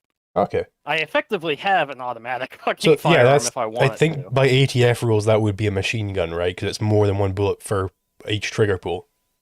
No, it's a loophole. So okay. Franklin Armory, which is based. Franklin Armory is the one that made those triggers, and then Fostech after them. They basically looked at what the ATF had said on that, and they were like, okay, Well, if we can't hold the trigger back and just continuously let go of rounds, then we'll mechanically change this trigger pack so that every time you pull the trigger, it releases a bullet, and every time you let go of it, it releases a bullet. And people are fast on these triggers because they're clean. So, fuck you, ATF. We have automatics now. Yeah, so it's like sort of bump firing almost. Oh yeah, You just absolutely. keep And pressing it. yeah, I mean, it takes nothing. I've gone to the range with this gun, right? And I've just let go on a 30-round mag, gone in like 2 seconds. And I still hit things on the target. Because Nice. 5.56 is such a small round, it's really controllable. I've got to dial this in because the gas is way too heavy on that. I'm getting a lot of recoil that I shouldn't be getting. But like, it's not hard to control fully automatic fire and a long and heavy gun.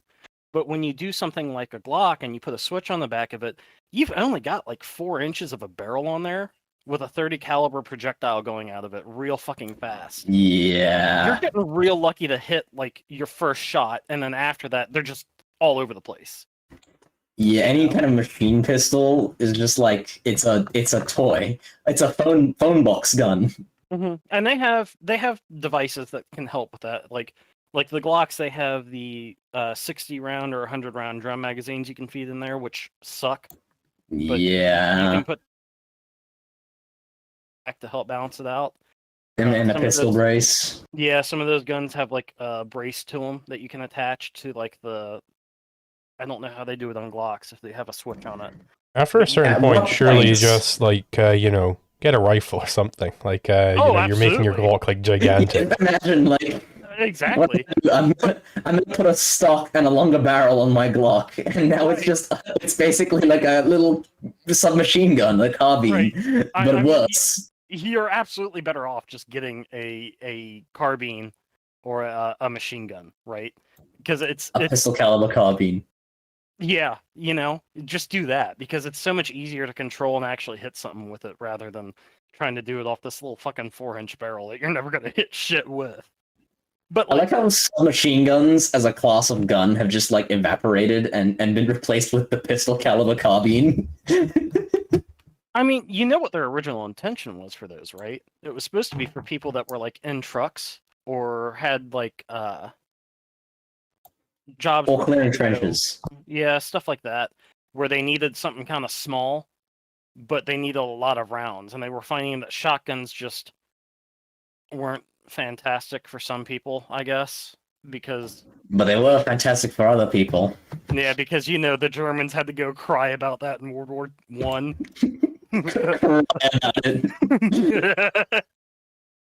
But Plus seethe, plus mold, plus dilate, but plus yeah, bleed death, plus bayonet wound. oh god, the unsupervised 19-year-old American with a fucking M80 or 870 shotgun in the trenches was just hell on earth for the Germans. Shit, where were we going with that? I forgot. Oh, yeah, we were making fun of Donut Operator and him talking about narking on kids, because why not, I guess. Fucking stupid. Let's go harass these little punks that probably stole their guns. I will say the only thing that he had correct on that and all of that was that if they were stolen guns, they needed to be taken and given back. But he's working for the government, so they're not going to give them back. They're just going to take them and destroy them. I'm from the government. I'm here to help. Yeah. Have you guys seen I'm those? here to help make everybody's life fucking miserable. Have you guys seen those like things on Twitter where someone will go to like a gun buyback thing, where they'll just have like bare minimum what counts as a a firearm, where they just like make a bunch of like triggers or something. Oh yeah. Yeah. It's a piece of wood, a tube, and a nail. It's like, this is a firing pin, this is the chamber and barrel, so this is the gun. You're gonna have to give me $500, thank you. Did you guys see that Brandon Herrera video where he just goes to a Texas gun buyback and he sells like a bunch of he tries to sell like a bunch of $70 Turkish shotguns that are like complete crap. I've not seen that, but that sounds very and he based. buys he buys like an AR off the shelf with it. Something like that. So based, so zaced. It is always morally correct to scam the government with shitty guns and gun buyback Oh, programs. absolutely. Oh, absolutely. I completely agree. Absolutely.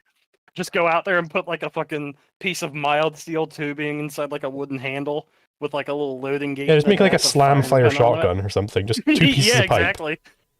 Like you make them for like Exactly. what, $20? You're in the UK, right? You guys basically are completely cucked on guns. Like like you can't even own a handgun or anything like that, right? Oh, definitely I not. don't Like think that's you need necessarily- like political connections and like everything. Like there is nobody getting gun licenses these days. Or you need to be former law enforcement and work for like a cash and transit security company. Like that's Yeah. that's the Poor other place. bastards. So Zoo lives out in I live in the communist Scotland. state of New York, where I have to get a license to get a fucking semi-auto, and I need to be 21, which absolutely sucks. Yeah, I'm Because actually I'm really turning happy. 18 next year, so I can only get like bolt actions and a shotgun. There's actually there's really one really happy fucking because- crazy thing also about the UK is that if you buy anything for the purpose of self-defense, it is criminal to possess it. Like if you buy a big stick and you carry around a big stick to defend yourself, that is criminal and the police can arrest you. So Yeah, stupid. fucking What was it? thug ass cops. It was that fucking How does that work? it How was that does that fucking work? meme about like the potato peeler, right? That guy Yeah. got arrested for Because it's technically goddamn over than potato three peeler. over 3 inches and can be readily made into a knife. Yeah. Who carries a little? Case. Okay, That was so an actual case they I had. conceal carry a for like since I can't carry a firearm yet because I'm 17. I carry a 4-inch knife as my conceal carry, and that's what I mainly do. Once I turn 18, I'm gonna carry a pepper spray. Yeah, you're not allowed pepper spray over here either because it's made for self-defense. Yeah. it's- Oh my god! But Australia- Holy shit. Australia Like, does how- have how- one level above that where you're not allowed to have body armor. So you're not even allowed that level.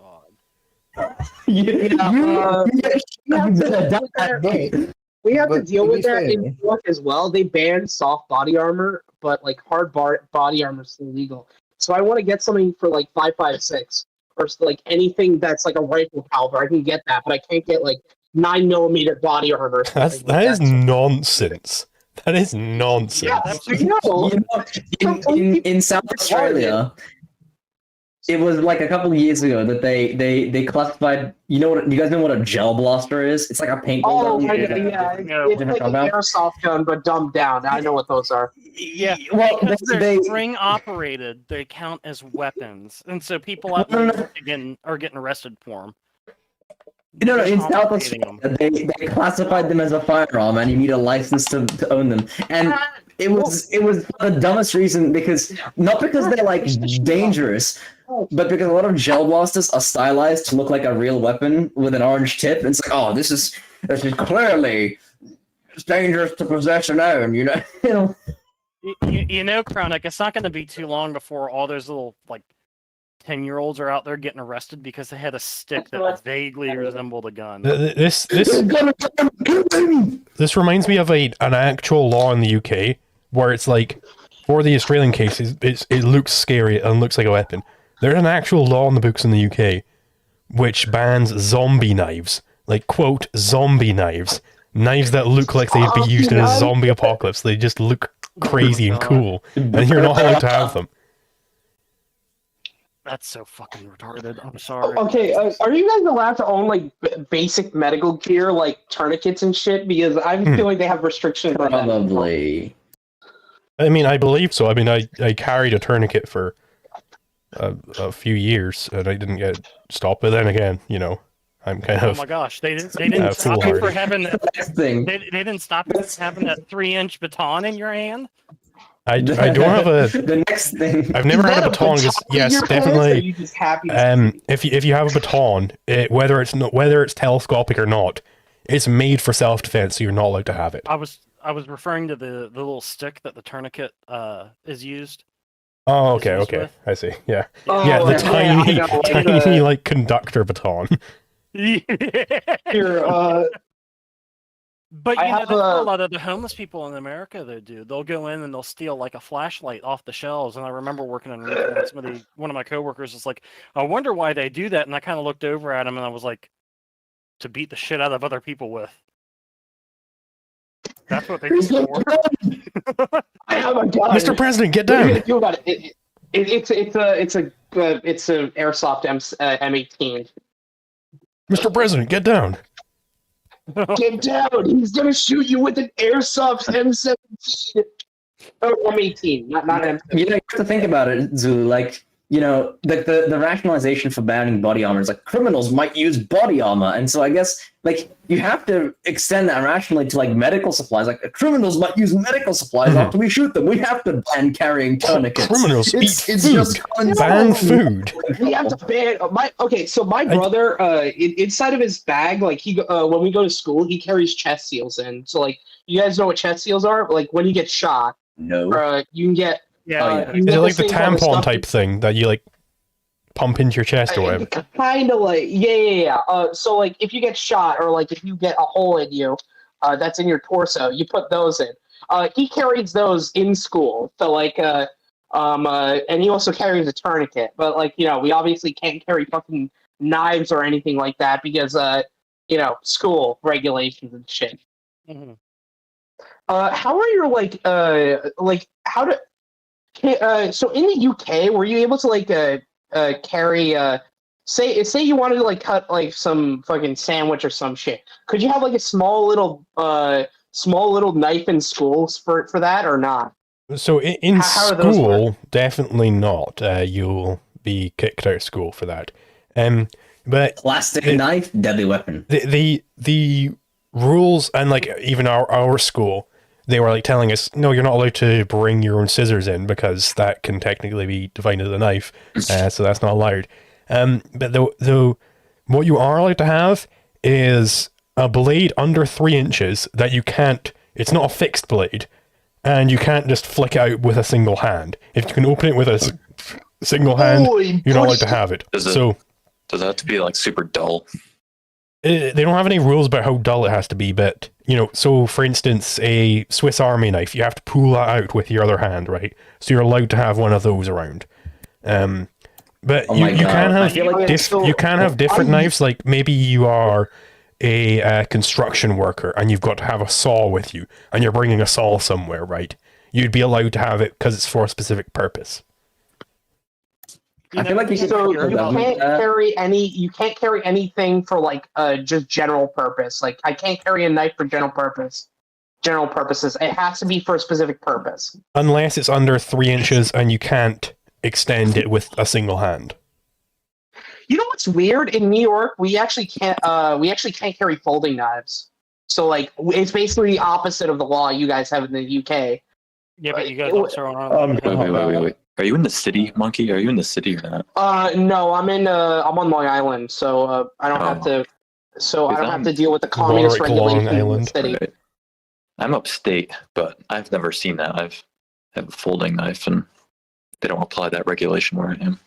I thought I could have swore that was a regulation, but I guess it might be wrong. Maybe it is, but no one enforces it up here. Yeah, like my brother carries folding knife a lot of the time, but like, you know, never been stopped by a cop for that. You know, because we don't live in a actually we do live in a police state, but you know, not as much of a police state as fucking Zulu lives in. Yeah, it's the classic economist bit. It's bad compared to what, right? Yeah, like like even though we have the Second Amendment here, but like we still have it pretty bad with some things. Like I'm honestly surprised that they allow you to have anything at all. Then, because for any reason they could just be like, well, you know, just the criminal could use that. Like, yeah, just it's going off very possible that, like, you know, somebody off the could just be presumption that arrested somebody could- just completely outside of the law, and there's nothing you can really do about that. If a police officer just doesn't like you, they can just fuck you over. It's I got a question. So Sure. fucking What's stupid. your question, Mage? So in Australia, I know it's like very like police state, but is it like very, what do you call it? well enforced, or is it because like it's, I don't know, is it too not too well enforced so you can just get away with a lot of it? Well, laws unfortunately, in the Australian has Australia- left the chat, so Yeah. Oh, okay. Why did He- Kramnik fuck off? Probably just getting ready the, for his the tabletop Australian game. government got to him. They arrested him. Oh, Yeah. God. Do you need a permit to own an airsoft gun in the UK? You definitely yes, and you also need a license to own a TV in the UK. What? License serious about purchase. that? No, Yeah, you're- I'm you're very kidding. serious about That that. is So if you That have a is a real TV thing. and you watch, like you actually use it to watch TV on, you have to pay a license fee, and it's supposed to fund the BBC. Oh yeah, that's I always thought that was. Of course, it funds the state media. Yeah. we don't Oh we my don't God. have a license for TVs, but we do like have a like particularly like TV and radio tax. I'm Just- honestly surprised you haven't tried to get out from where you're living already. Well, I don't have the resources, but the second I do, I'm moving to New Consider- Hampshire. Considering how hellish that sounds, because that's just ridiculous. Honestly, I want to go to college in like New Hampshire. That's where I want to go to college in, because like even though there's not that many colleges in New Hampshire, but like I want to go there for college. Yeah, because you can join the Free State Project where they're actually like, compared to me, like it might as well be Ancapistan over there. Mhm. Mhm. Yeah, like it's a communist hellhole over here in New York, but like over in fucking what you call it, the UK, it's even worse. Yeah, for sure. Here- And like, I wonder how many other countries are kind of like that, where everything is basically locked down and you have absolutely no control over your own autonomy, which is just I mean, did you wild see to me. China during the COVID lockdowns? That was insane how they would like weld people inside their homes. Yeah, I saw Hmm. that. That was and like horrific. just slaughter their animals as well, just no reason. Like there's, I think I heard this somewhere where Hoppe was saying that the reason why I don't know if he made the connection, but he was saying that the domestication of dogs corresponds quite well with when we started having property norms being enforced. And so from that you can say the reason why we have the police so often killing dogs is because dogs have a better implicit understanding of property rights than most humans. Like the dog understands, hey, this is an invader, I'm going to attack that invader, and then they get shot. Okay, so my brother just got this. But this is slightly different. But my brother just got this Black Hawk Down looking gun here, like a global GWAT. This thing is a vibe. Oh yeah. Oh, So you guys like Oh, really I get big would into like airsoft those. then? Yeah, I mean, like, I kind of got into airsoft because, like, I watched a lot of gun tubers and whatnot, and then like, I got into airsoft, and then I want to get into real guns because, Mhm. that. I wanna print guns, dude. That's what I was do. gonna say that Franklin Armory, the guys that did the binary trigger, they've actually come out with something that doesn't constitute as a firearm, but it's essentially an SBR. It's Oh, got nice. a small vertical grip on the one end. It's a 10.3-inch barrel on it, and it's chambered in 5.56. Oh, we can't. It So, doesn't wait. constitute as a gun. It doesn't constitute as a firearm. So it's just because completely it's unregulated. Not a rifle. It's not a. Okay, Not a rifle barrel. It's a smoothbore barrel. Don't do in the first place. So they found another loophole that they're using, and the problem is with that, right? You throw off your accuracy completely in a smoothbore barrel because you don't have the rifling to stabilize the round in the air. I'm wondering if people aren't gonna see that and be like, well, I wonder if we can just start rifling our bullets instead, so that they get the What is Well, going on? it is this very a hostage situation? it is very easy to rifle a barrel. Like the FGC 9 people have figured this out for a while. So if you can just buy a full-on, technically non-firearm, and then rifle the barrel yourself, that's pretty easy to do.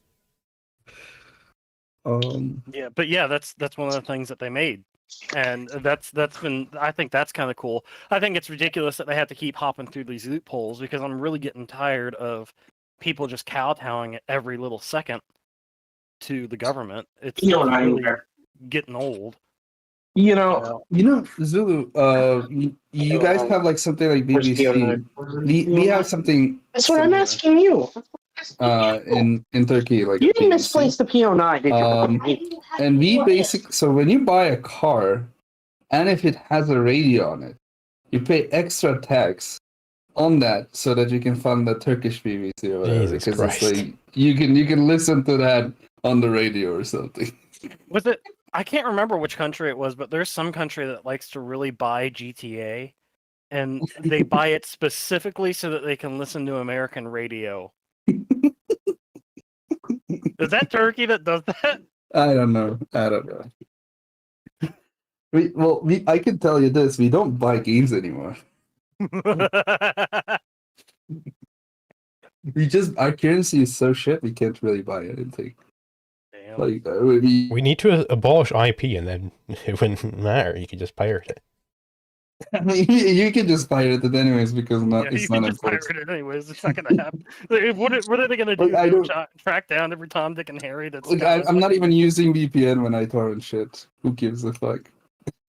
I'm raw dogging it. It's not like the police will just come to my door. I'm so sick of the government. Agreeable statement. But yeah, They like literally, they're making me violently angry and upset. Joe Biden put out a statement earlier today talking about how he's just going to do a common sense tax reform and start doing like a 40% tax increase on the rich or something like that. Jesus fucking Something that Christ. Sweden's already done, and like they abandoned the policy really fucking fast because all the billionaires saw that and they were like, okay, see ya, deuces. Like, Worst case, they just it's getting pass so it down. bad. I said it in Apoptosis as well. I'm really wondering if this isn't going to be the presidency that will actually see a new hot civil war because of just how idiotic the policies are coming out. When is the election again? This year, right? Yeah, it's coming up this year in 2024. Okay. It'll be What do you think? November. Who do you think should be the president from the nominees if you had to pick it? I don't know. I tend not to keep up with it too much because, to be honest, they're all always pretty bad. much the same. Yeah. They're always the same. Mhm. I know Dylan Allman on Twitter was talking a lot of stuff about Robert Kennedy Jr. He's pretty happy with him. Mhm. I just see another Democrat playing games. Mhm. I voted last time I voted for Trump when I did the last big election. I don't really think he's going to be able to solve or fix anything. The nice thing about Trump is that he was at least a businessman, and taxes were really low with him. And I would be happy to have that back. And Yeah. then there's a lot of people that are happy with Vivek, but I don't know much about Vivek. Mhm. I would say that the problem with Trump is that when he gets in power, he is a tyrant, essentially, like how he did with the bump stock bans. He made it very clear: lock him up first, then due process him. And I think that's a very big problem. He is very much a populist. He is very much a politician when it suits him. He's just a monetarily literate to some degree populist. Mhm. Gotcha. So, I mean, if it came down to brass tacks and we're stuck in the binary system again, and we only have the choices between Trump and Biden again, which I don't see happening, I would probably go for Trump again on that, because at least my taxes would get lowered some, and I wouldn't have to get stolen from as hard. Not that it would matter, because the country is in such disarray and shit right now from heightened taxes out the ass and inflation that we can't afford half the shit we used to be able to afford. Gotcha. So Yeah, meat has gone up crazy. Where I am. Meat. like turkey, chicken. Oh, Oh yeah, Steak. yeah. that I'm happy with. Why? I'm vegetarian. Let's see. Now you look here, you vegetarian bastard. Like Steak is delicious. in Turkey, people also can't afford meat. That's like one thing I'm not like really upset. Mhm. Uh, It's definitely true that things like carbs and lentils are usually fairly cheap for most places, and they last for a very long time if you properly store them. Like lentils and beans, you can dry them out and they'll last for I think like a year almost, just dried. mm, And then when you want to use them, you wash them and soak them for like 3 hours, and then go cook them, mm. and you're pretty solid. So I mean, at least you got that, and you can get some protein out of that. But you definitely need protein in your diet of some variety, whether it be from like peanuts or beans or whatever. Mhm.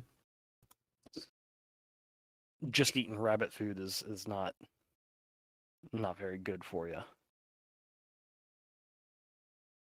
But no, I don't know. I think we're in for a very, very rough time in America. Politically speaking, in the climate there, it's very, very hot, and it's You live in almost like interesting a times. yeah, something like that. It's starting to look like woke culture and that sort of cultural awareness movement is starting to die away, but it's definitely not the type of movement to go silently into the night. People will always speak with their money, though, right? Like that's how people move, is by the money. And when you, as a movement, have essentially bankrupted everyone, people aren't happy. So we'll see what happens, but I think we're in for a fairly rough ride here in the next few years. And I hope it just doesn't get that bad. Because I don't want to see a whole bunch of stuff go wrong. Definitely.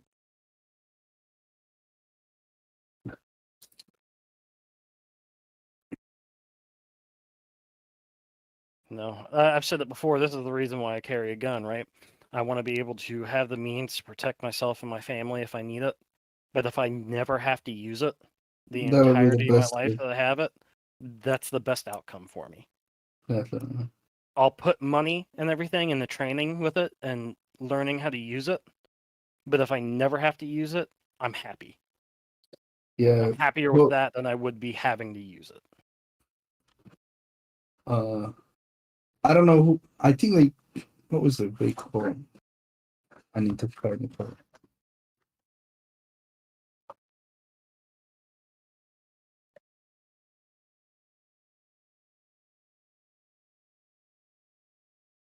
Yellow? Hey, what's up? Yeah, seems like the conversation has maybe died down, or is there something to talk about? Yeah, we were just talking about the election and some of the political climate stuff.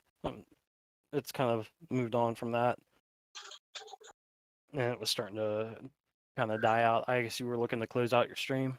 Yeah, I could close it out here. Thank you everyone for coming, and thank you to Crack Seb and I believe Ariel Suarez for becoming channel members.